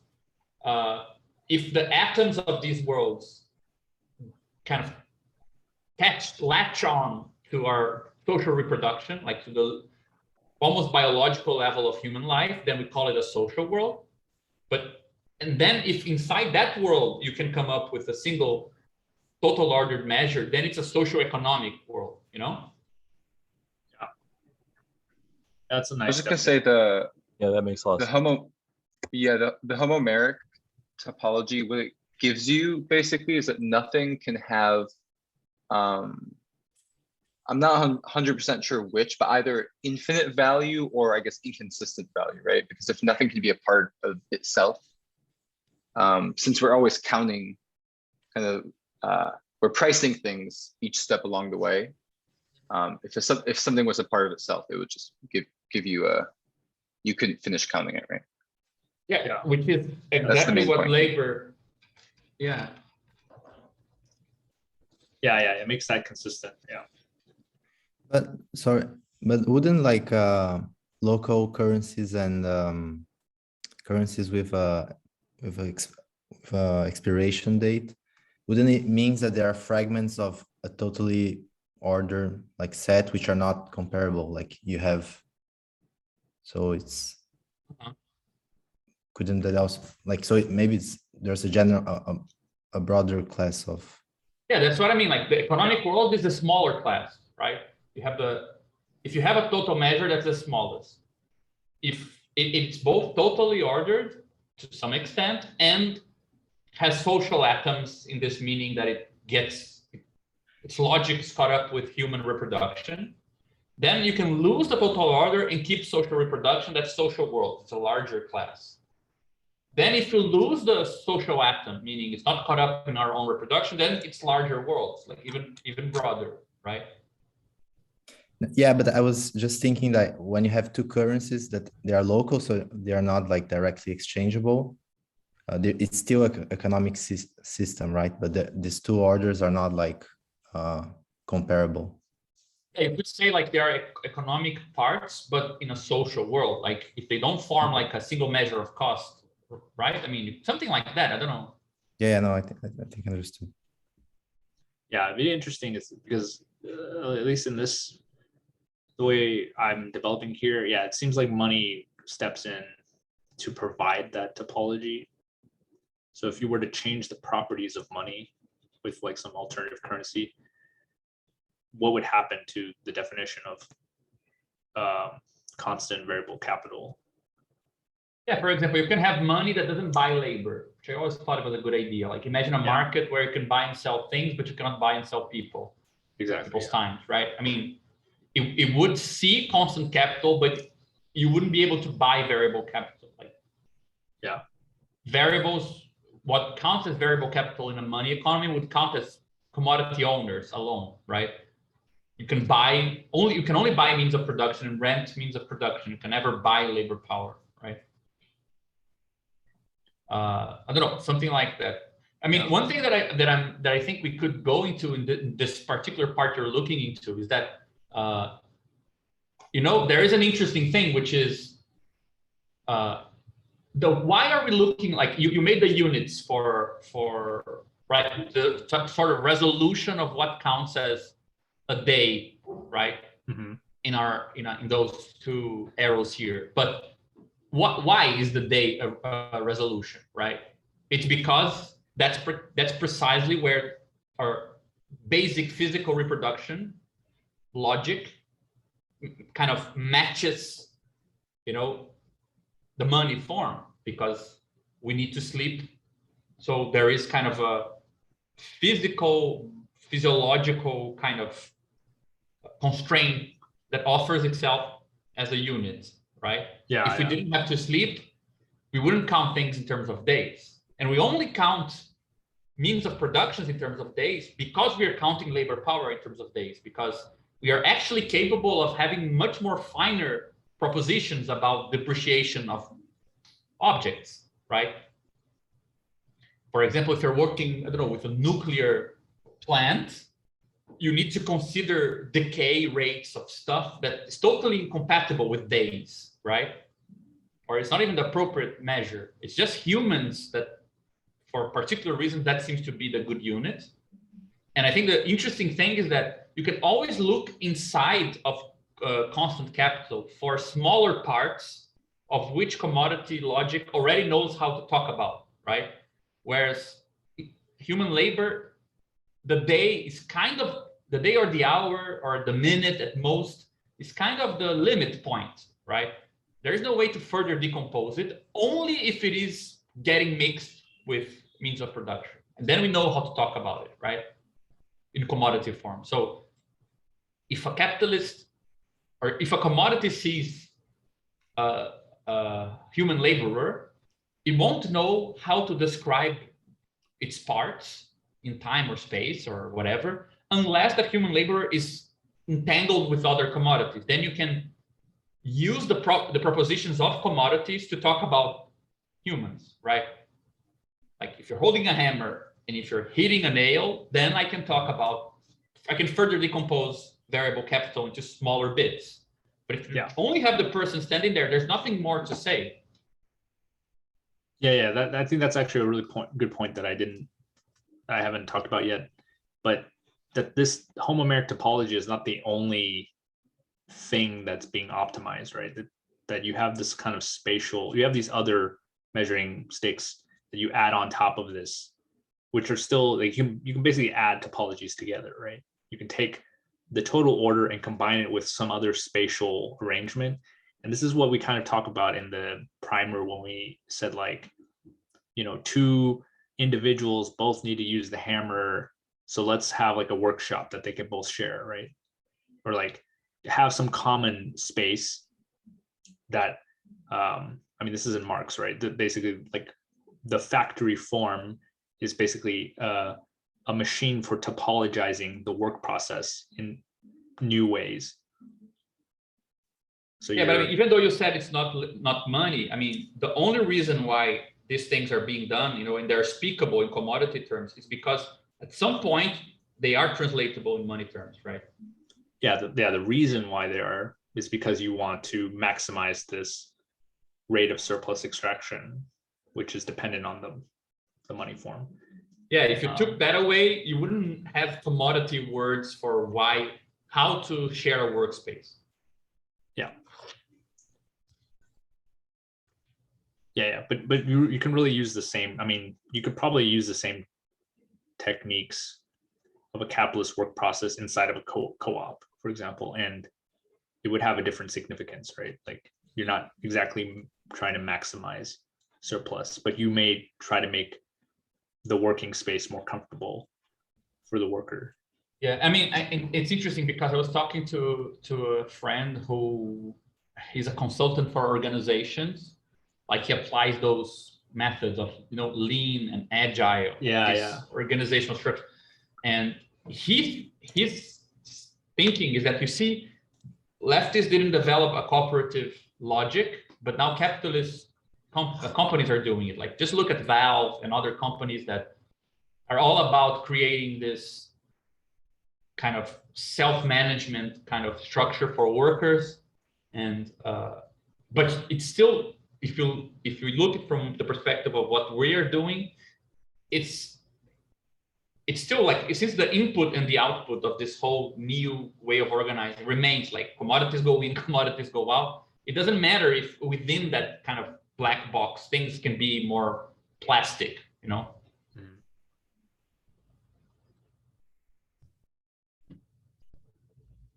Yeah, but we can see why it is, like why you would want to measure space, right? Like because what you said about like lean or this efficiency thing is like, if you imagine like the office and you have like these 4 desks or something, and the workers work at each desk, right? You could ask the question like, where's the best place to put the trash can, right? And like if you only had one trash can, for example, to throw away your papers, you could, if you put it here, right, then you would need to calculate the distance each person needs to travel, right, to get to that trash can. And maybe, right, like the total cost, time cost of this like position TXY is greater than, some minimal cost. So like the min of this, right? So then you would try to move this trash can until it, whatever the minimum costed position would be. This would be an example of like another topology that is like, it's still based on this one. It's still homomeric in some sense because it's trying to maximize productivity, but it's like a different logic, right? Trying to move things around to like maximize efficiency. Yeah, what I think I'm realizing that we can have a clearer sense of with this approach is that just because the inside of a unit is organized according to a different logic doesn't mean you're breaking with your homomeric. Like, homomerism doesn't mean that at every scale, at every way you can partition something, it will be ordered. It just means that there is a way of ordering, right? Mm-hmm. So let's say the unit is this kind of teamwork kind of unit that is actually internally organizing itself in a very creative way. It doesn't mean that you need to be able to cut it always through the same principle at every scale in every way. It just means that there is one way of cutting that will preserve the property so you can map it back to money, right? Mm-hmm. Yeah, I don't know. It would be too much to get into it now, but like this, it reminds me of the Lagrange thing in physics. Also, like that in physics, you can kind of view a physical system as having a point of having a cost or a amount of a field at every point, right? And then you basically like integrate along a certain path to find the total cost of that trajectory. And the principle of least action or whatever basically says like whatever path is the least of that integral, the smallest version would be the path that the system will take. But this is basically the homomeric topology, but just like made super abstract and applied to a physical system, but it's basically the same thing. That sounds cryptic and amazing. I like it. Really cryptic. Something to throw at the very end of the presentation. Okay, so I think we're done with this part. The last part of the thing is just about, we've defined how you can extract surplus. Now, how do you reproduce this logic? So as we said, like the logic is living in these commodity spaces. So, and this is a very spatial model, right? Because it's the only time I introduce time here, the only version of time that we have is this homomeric topology. But it doesn't really talk about like that's still within a single capitalist process. It doesn't really talk about like reproduction of this K logic in this social way. Like, so what is social reproduction? It's not the same as like duration, right? So in one of our discussions, we try to think of this like self arrow. How does K relate to itself? And we're trying to model reproduction through this. So I took some ideas from this mathematician, John Bell, who's actually just quoting Lawvier, but he has this, there's this topos called the like sets through time, or it's in the Developing sets, I believe. Yeah, developing sets. Or that's one right? way they're called. Yeah. Yeah. And I basically took that idea and tried to model the capital accumulation. So imagine if our objects are moments of accumulation. So they're not exactly the same as the social formations of before, but they can still be compatible with it. Basically, an object is not only a single moment, but it's two moments. And then there's an arrow that tells us how to get from one moment to the other. So this transition arrow is basically the production process, right, that we described here, right? This whole K thing, you can basically like collapse this into a single arrow that turns one amount of money into a higher amount of money. So that would be a moment of accumulation, right? It's a process. It's a snapshot of a process.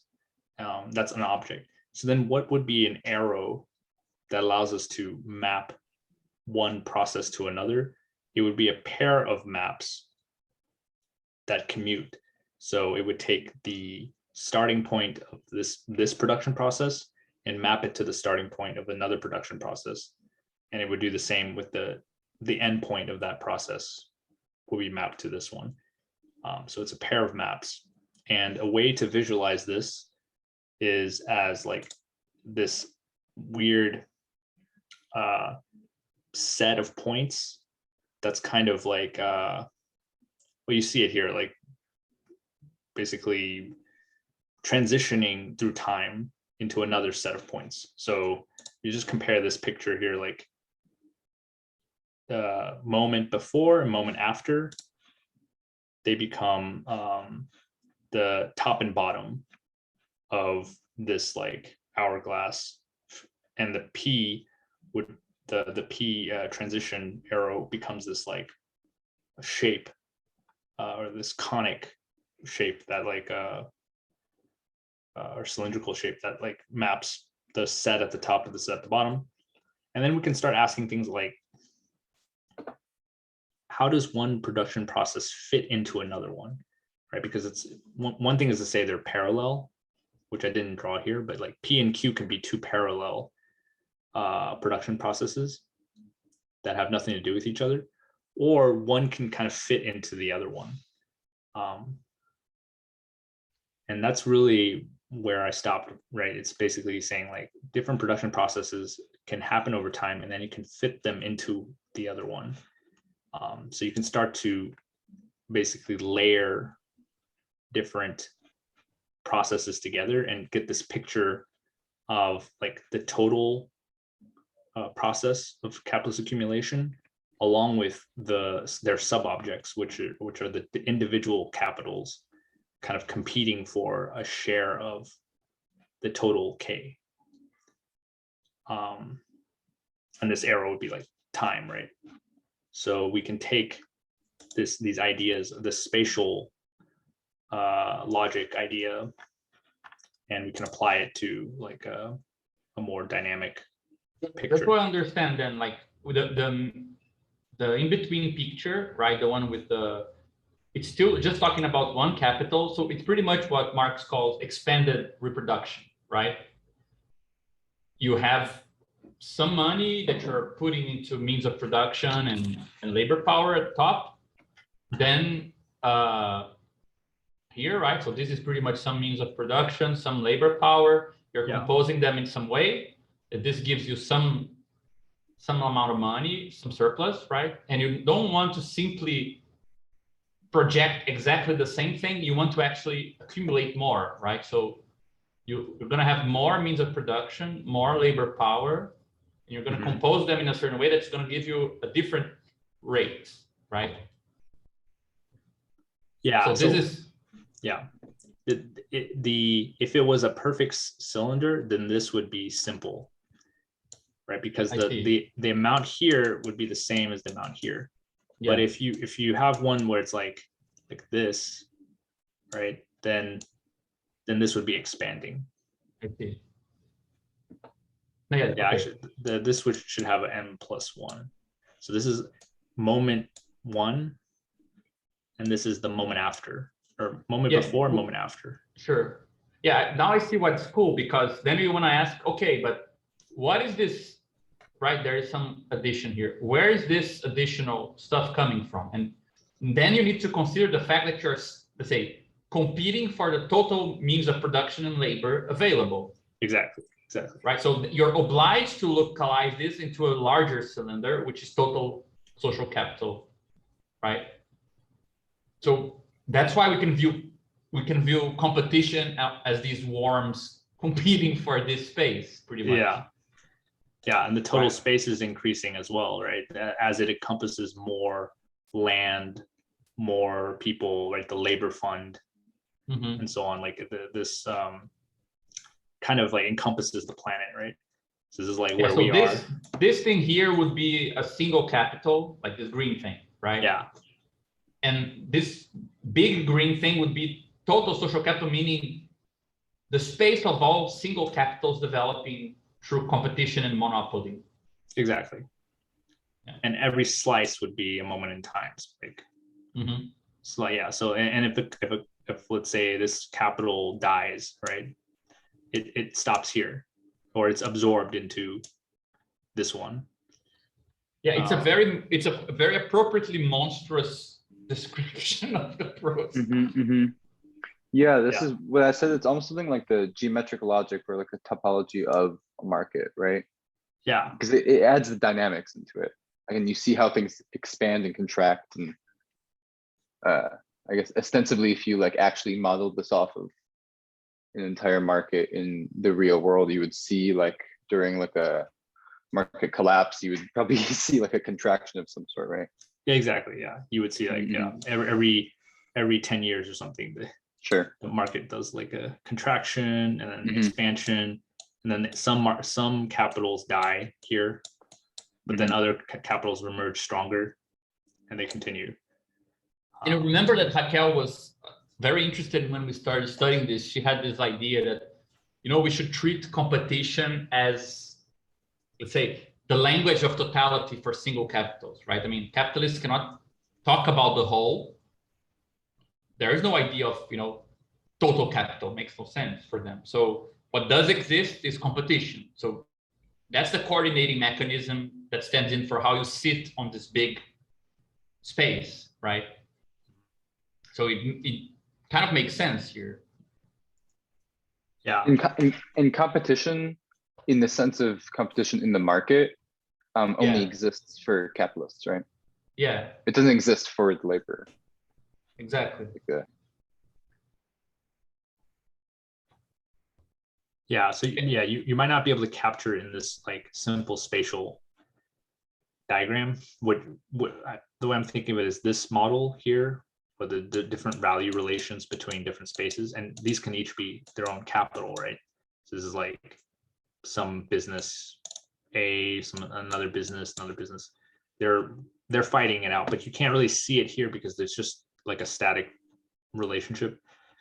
So you would need to project this as this would be a single slice of this Yes. picture. So Yeah, over they time, are like this, right? yeah, exactly. Yeah, now they're relating in this one slice of the diagram. They have a specific relationship, right? Some of the capitals, they're not competing yet. They're part of the same supply chain, something like that. They're just cooperating, let's say. But if you project it over time, you see the competition happening. Thing that I wanted to understand a bit better, because I see you using this all the time. I feel like you're very comfortable with it, but for me, sometimes it's a bit weird, which is this idea of where statements are true as kind of the basic way of talking about this lattice of truth values and so on. Because even the examples that you gave, like, oh, this is true in some place, but it's not true in another place. Like I feel like it's always, I'm not sure if it's just because of the regular meaning of, where, which has it's a space in the sense of geographical space. Like these cannot be rulers here, whereas there they can, this here and there. You're not talking about space in the physical sense, right? You're just talking about space in the sense of fragments of the social thing. Yeah, it's more the second one, but that one can correspond to a physical space if the parts of that physical space correspond to the propositions that you can make.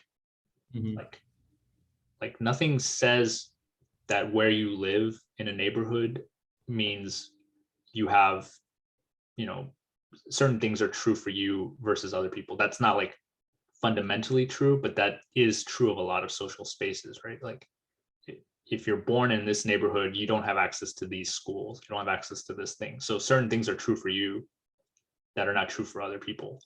And that is a physical, almost like a property of that physical space, but the formalism doesn't require that. Formalism just says the parts are defined by the validity of the statements, the valid scope, or the reach. Basically the reach of a statement defines the parts of the world. Yeah, and at this point everything is contextual, right? It's like we're still in almost like the postmodern world in a sense, right? Like we're not at the universal yet, which would be like the valorization, right? For example, just to make clear, for example, the way that this makes sense to me is actually something we were talking about in the draft we're working on, where, it seems to me that for commodities, when we talk about where, it's like how much is just one way of asking a question of where, right? For example, that this is true for money, right? Or from the standpoint of money, that's a where, that's a place, right? It's not so much, it's not essentially about if you're in this market or if you're in the streets or if you are in some other country. Like that's a contingent meaning for the where. More intrinsically, it means something like, yeah, if you're using money to compare, then from the standpoint of money, this statement is always true, for example, right? Like most statements in the commodity world will find truth or falsity from the standpoint of money, whereas to just compare two commodities, it might be the case that it's mostly true sometimes and not in others, right? So like the places in the space have to do with commodities, they don't have to do with the real world. If they have to do with the real world, it's by chance. So you see my point, like the example of here they make sense, but perhaps there they don't. it gives it a relativistic sense of to each their own, which I don't think it's implied in the construction you're proposing, right? It seems like the obvious way to give an example. You know, some things are true here, but not there. It's raining here, but it's not raining there, right? But that's a physical metaphor that when you bring it into the commodity world, what you're actually saying is something like, in an accidental exchange, it might not be true, but if you have money, it's always true, right? Something like that. Yeah, but in the thing with what the statement you just made, if you have money, it's true. If you don't have money, it cannot be true. Or I feel like if you're bartering, like if I have a commodity A, it's possible that you might exchange it for commodity B. But if I know commodity, if I have money, I have some amount of money, and A is equivalent to it, and B is equivalent to that amount of money, then I know for sure that A and B are exchangeable. Yes. Right? So that's a location in this world. More than, you know, in that street, it's exchangeable in that other street. Yeah. It's basically, I mean, the thing that makes it clear for me is just that you have to trace it back to a propositional thing. So. Yeah, but I think that the added condition is you have to trace it back to a proposition that is workable in the grammar of this world, right? Yeah. Not any exactly. proposition. Your proposition is not allowed to simply pull in like this street name or if we're talking about the language of commodities, you can't just say like, well, this thing is worth this amount of money in Main Street, but it's not worth this amount some other street, right? That it would be introducing some external unless you can translate the difference between those streets in monetary terms, right? In monetary terms. So that's where you would need to add some operators. Yeah, because we can extend this language, right? I think you can make it start to simulate parts of the world. Because, you know, like how does real estate work, for example, like when neighborhoods are built or when someone's deciding where to build a new house or, you know, you're trying to decide where to move, right? You're looking at space in a particular way, trying to find not only the physical properties of the space, but also like how much it costs to build stuff there, or like what's the demand in this particular space. So then in that sense, you would start to introduce physical parameters into the language of commodities, because you're commodifying the space itself.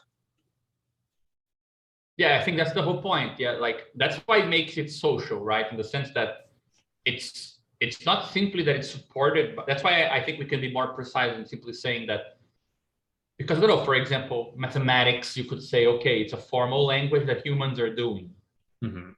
Sure, but, you know, it's not a social language in the sense that the actual stuff that we are and that we interact with are being conformed in their very kind of,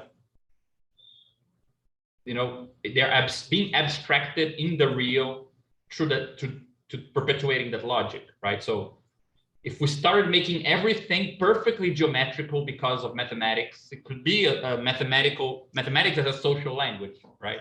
Yeah. People need to be of a certain height. Only prime numbers of height are accepted. Everyone else is skilled.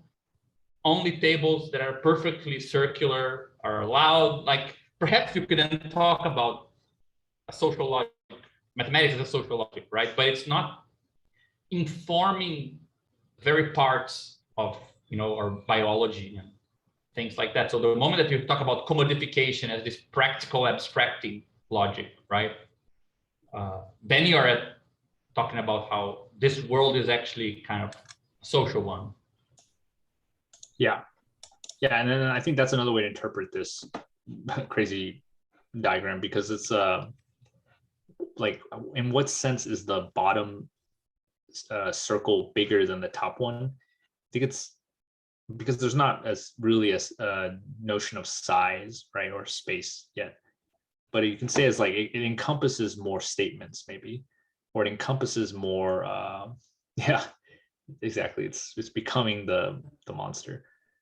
But like as it's growing, it's encompassing more of like physical space and more of time, more of other like non-commodified life. Yeah. So as it's growing, it's not just growing in like a spatial way, like covering the planet, but it's also growing in terms of like the amount of things you can say which fit mode C. In the beginning, there might have been a lot of statements that you could make about the world that don't have a translation to mode K.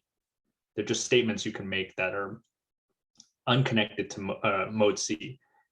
But now at the bottom, at this final slice here, it's like everything has like a mode C. Everything you can say has a mode C equivalent, something like that.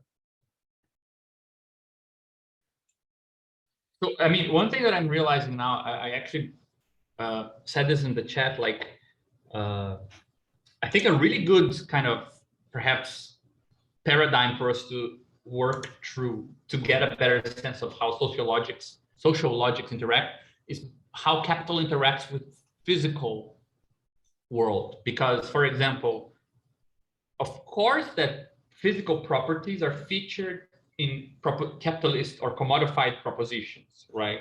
So some type of wood is valuable, but that quality cannot be turned into a quantity of the commodity world yet. It only features as a quality, right? If suddenly, let's say, you can quantify some substance you can buy to produce the wood of that sort, suddenly now that quality can be itself decomposed in the language of commodities, right? So yeah, the wood is really good because, you know, it's 50% this, 70% that, and 30% that other thing, right? Which is really cool because it's 150%. So it's already special. But that's my point. Impressive. Yeah, it's really impressive. So, but for example, I think this is a good example because, for example, the way physics appears in, you know, ordinary language. Clearly, we borrow terms, right? Terms from physics, but not concepts from physics, right? So we talk about atoms, but you can't really say anything about atoms in regular language, right? You would need things that can cut atoms at their own joints, as you know, in physical sense. So they actually, you can import terms as a black box into regular language, but you can't really do anything with them. If you do something with them, you're being metaphorical because there is no real reference. So you can talk about splitting atoms and, you know, there's energy, but that's all metaphor. Like, you're not really saying anything physical, right? Mm-hmm. Something similar when you import physical properties into the commodity world. You can talk about, like, you can use them as terms that are kind of black boxed. They're just closed units, you know. You can even talk about, yeah, this is valuable, this is not valuable, but anything more than that is just metaphor. You can't really operate on those terms unless, you know, you can produce those qualities themselves as commodities, right? For example, yeah, I don't know, like you have some hair conditioning, which is very soft, and then a company becomes an expert on just selling the softener for hair conditioning. So now that quality became a quantity that's part of the commodity world, right? Right. So that logic of how terms can appear inside of propositions, but you cannot make propositions about the terms. I think that it captures something of how a logic can appear, like how an internal logic can contain external terms, right? That are internal to other logics. Yeah.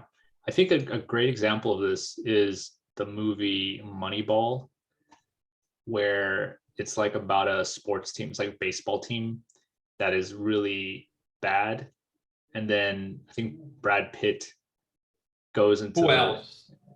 the other guy. Yeah.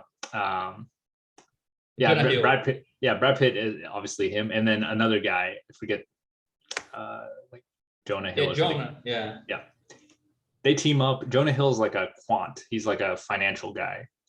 Brad Pitt teams up with him, and they basically like assign a price, assign some numbers to how different baseball players hit the ball or how they run. You know, like small micro skills that different baseball players have, and they use that to figure out, given the limited budget that they have, what is the most efficient way to spend their budget on, you know, acquiring certain players.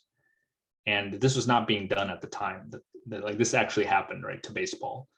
Before that, it was like based on you know, you have recruiters that would basically look for the best players that they could get. But using this more quantitative approach, they were able to find inefficiencies like price mismatches.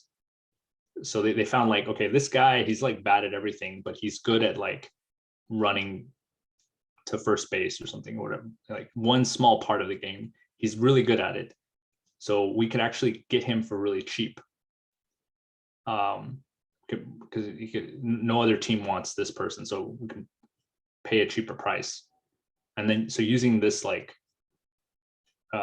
way, they could incorporate the different skills of baseball into the commodity logic. Yeah, they could also cut that particular quality out of the composite, which people could only say like he's good or bad, right? Yeah, exactly. And using money, they could actually say, okay, he's only good at this, right? Yeah. So you can basically make this team composition where no one's like the best at anything, or no one's like the best player ever, but because each person's really good at a particular thing relative to the price you paid for that player, you can like increase your overall effectiveness of your team.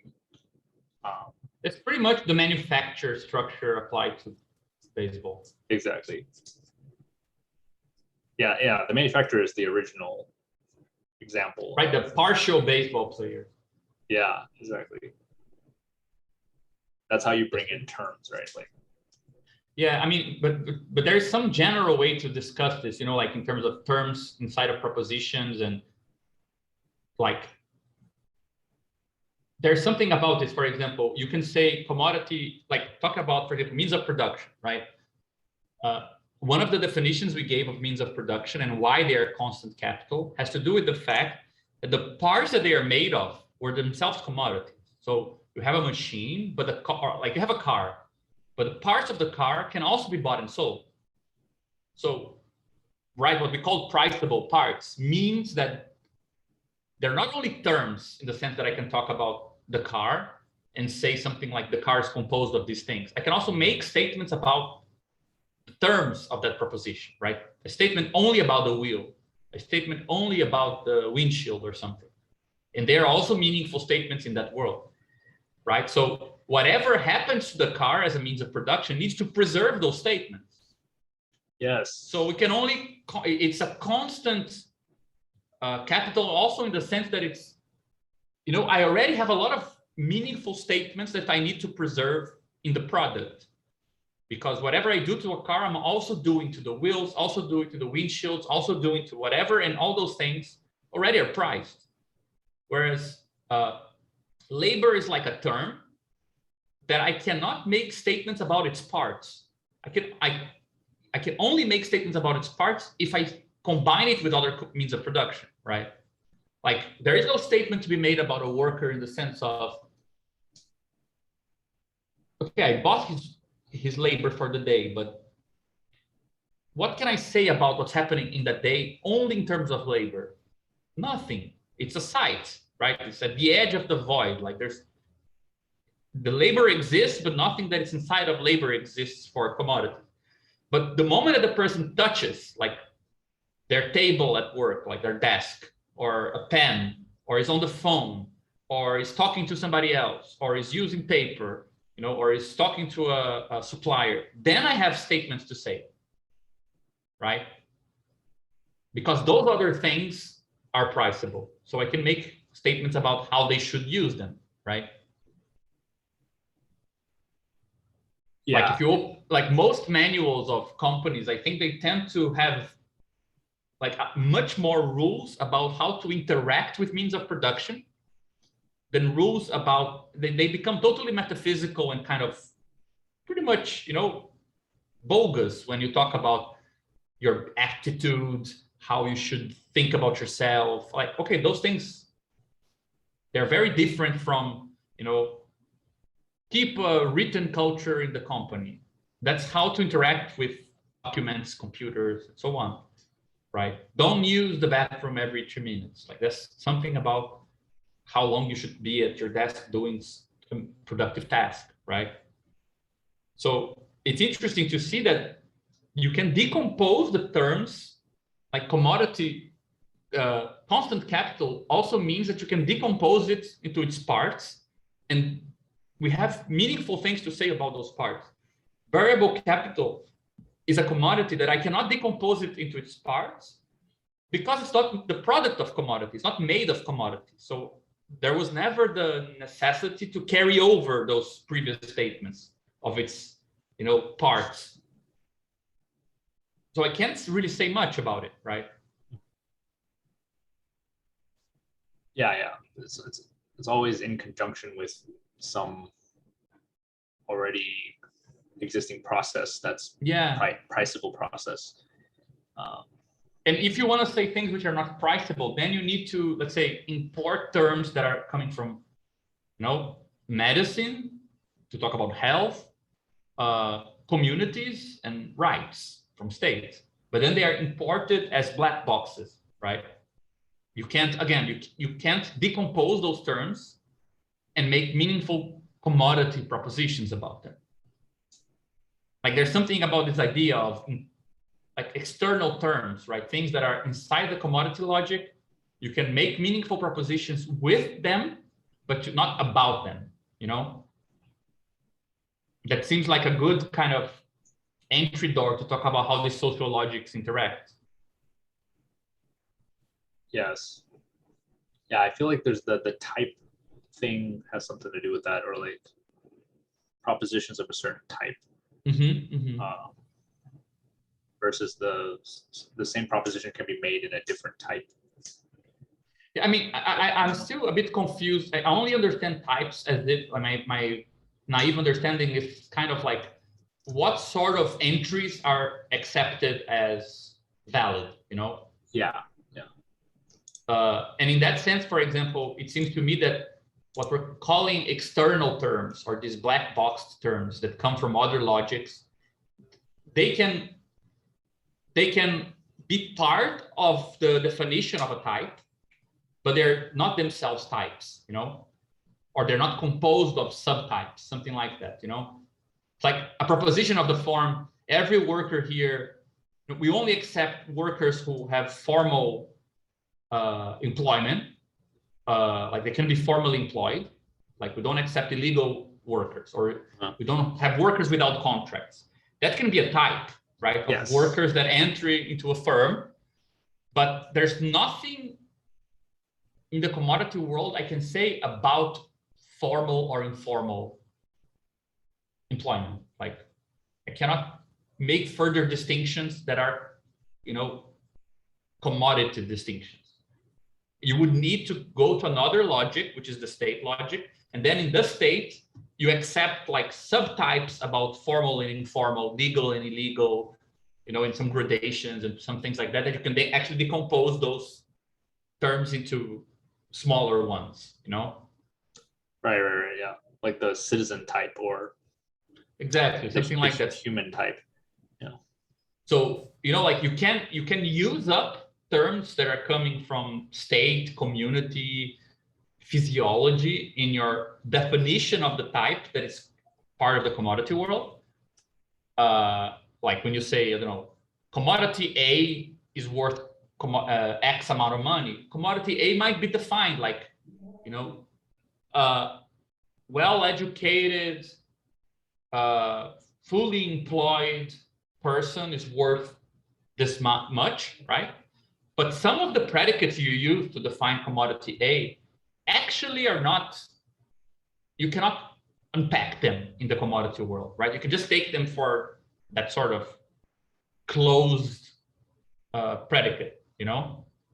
If you wanted to look into it and understand what it means, like, and make further nuances or decompose it into more constitutive kind of predicates, you would need to leave the commodity world and talk about it from another standpoint. Mhm. Yeah, so in that sense, like every type is almost like a black box.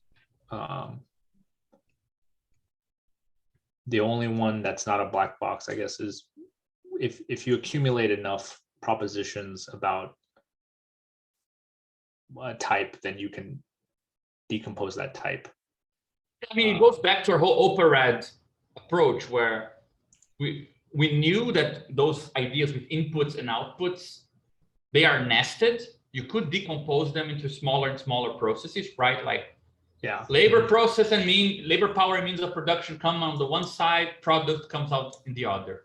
Yeah, but actually you can talk about many smaller processes inside of it. Like, the laborer will get the object, he will sneeze, then he will, go to the bathroom, and then he will turn that object into a kind of partial product. Some other worker will take it up. You can unpack that, right?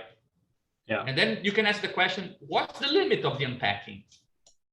Well, the limit is when you reach some types, right? Things you accept as inputs to these boxes that no longer have meaning in the commodity world. Mhm. Right?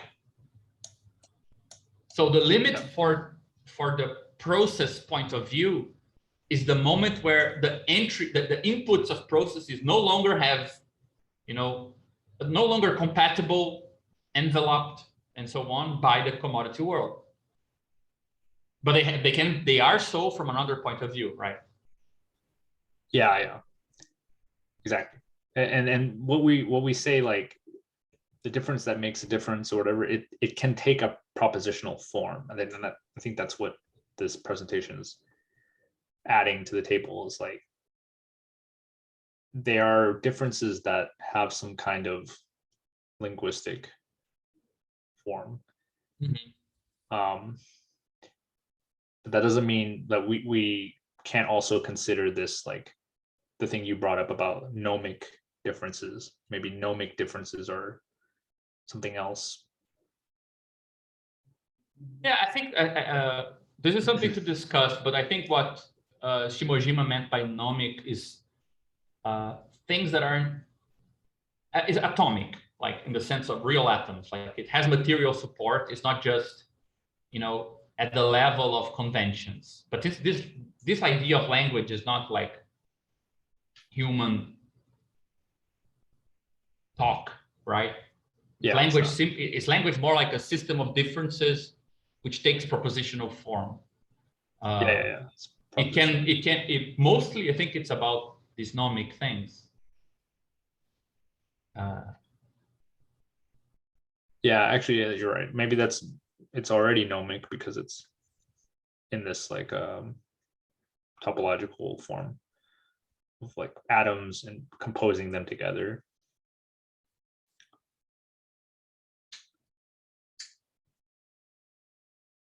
Anyway, I think I have to go.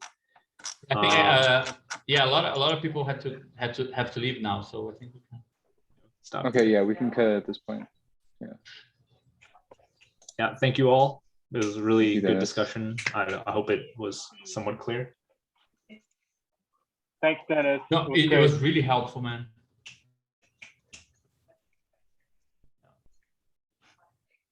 Great diagrams too. Okay, Yeah, thank you. Really yes, good. my artistic. It's always a good exercise in artistic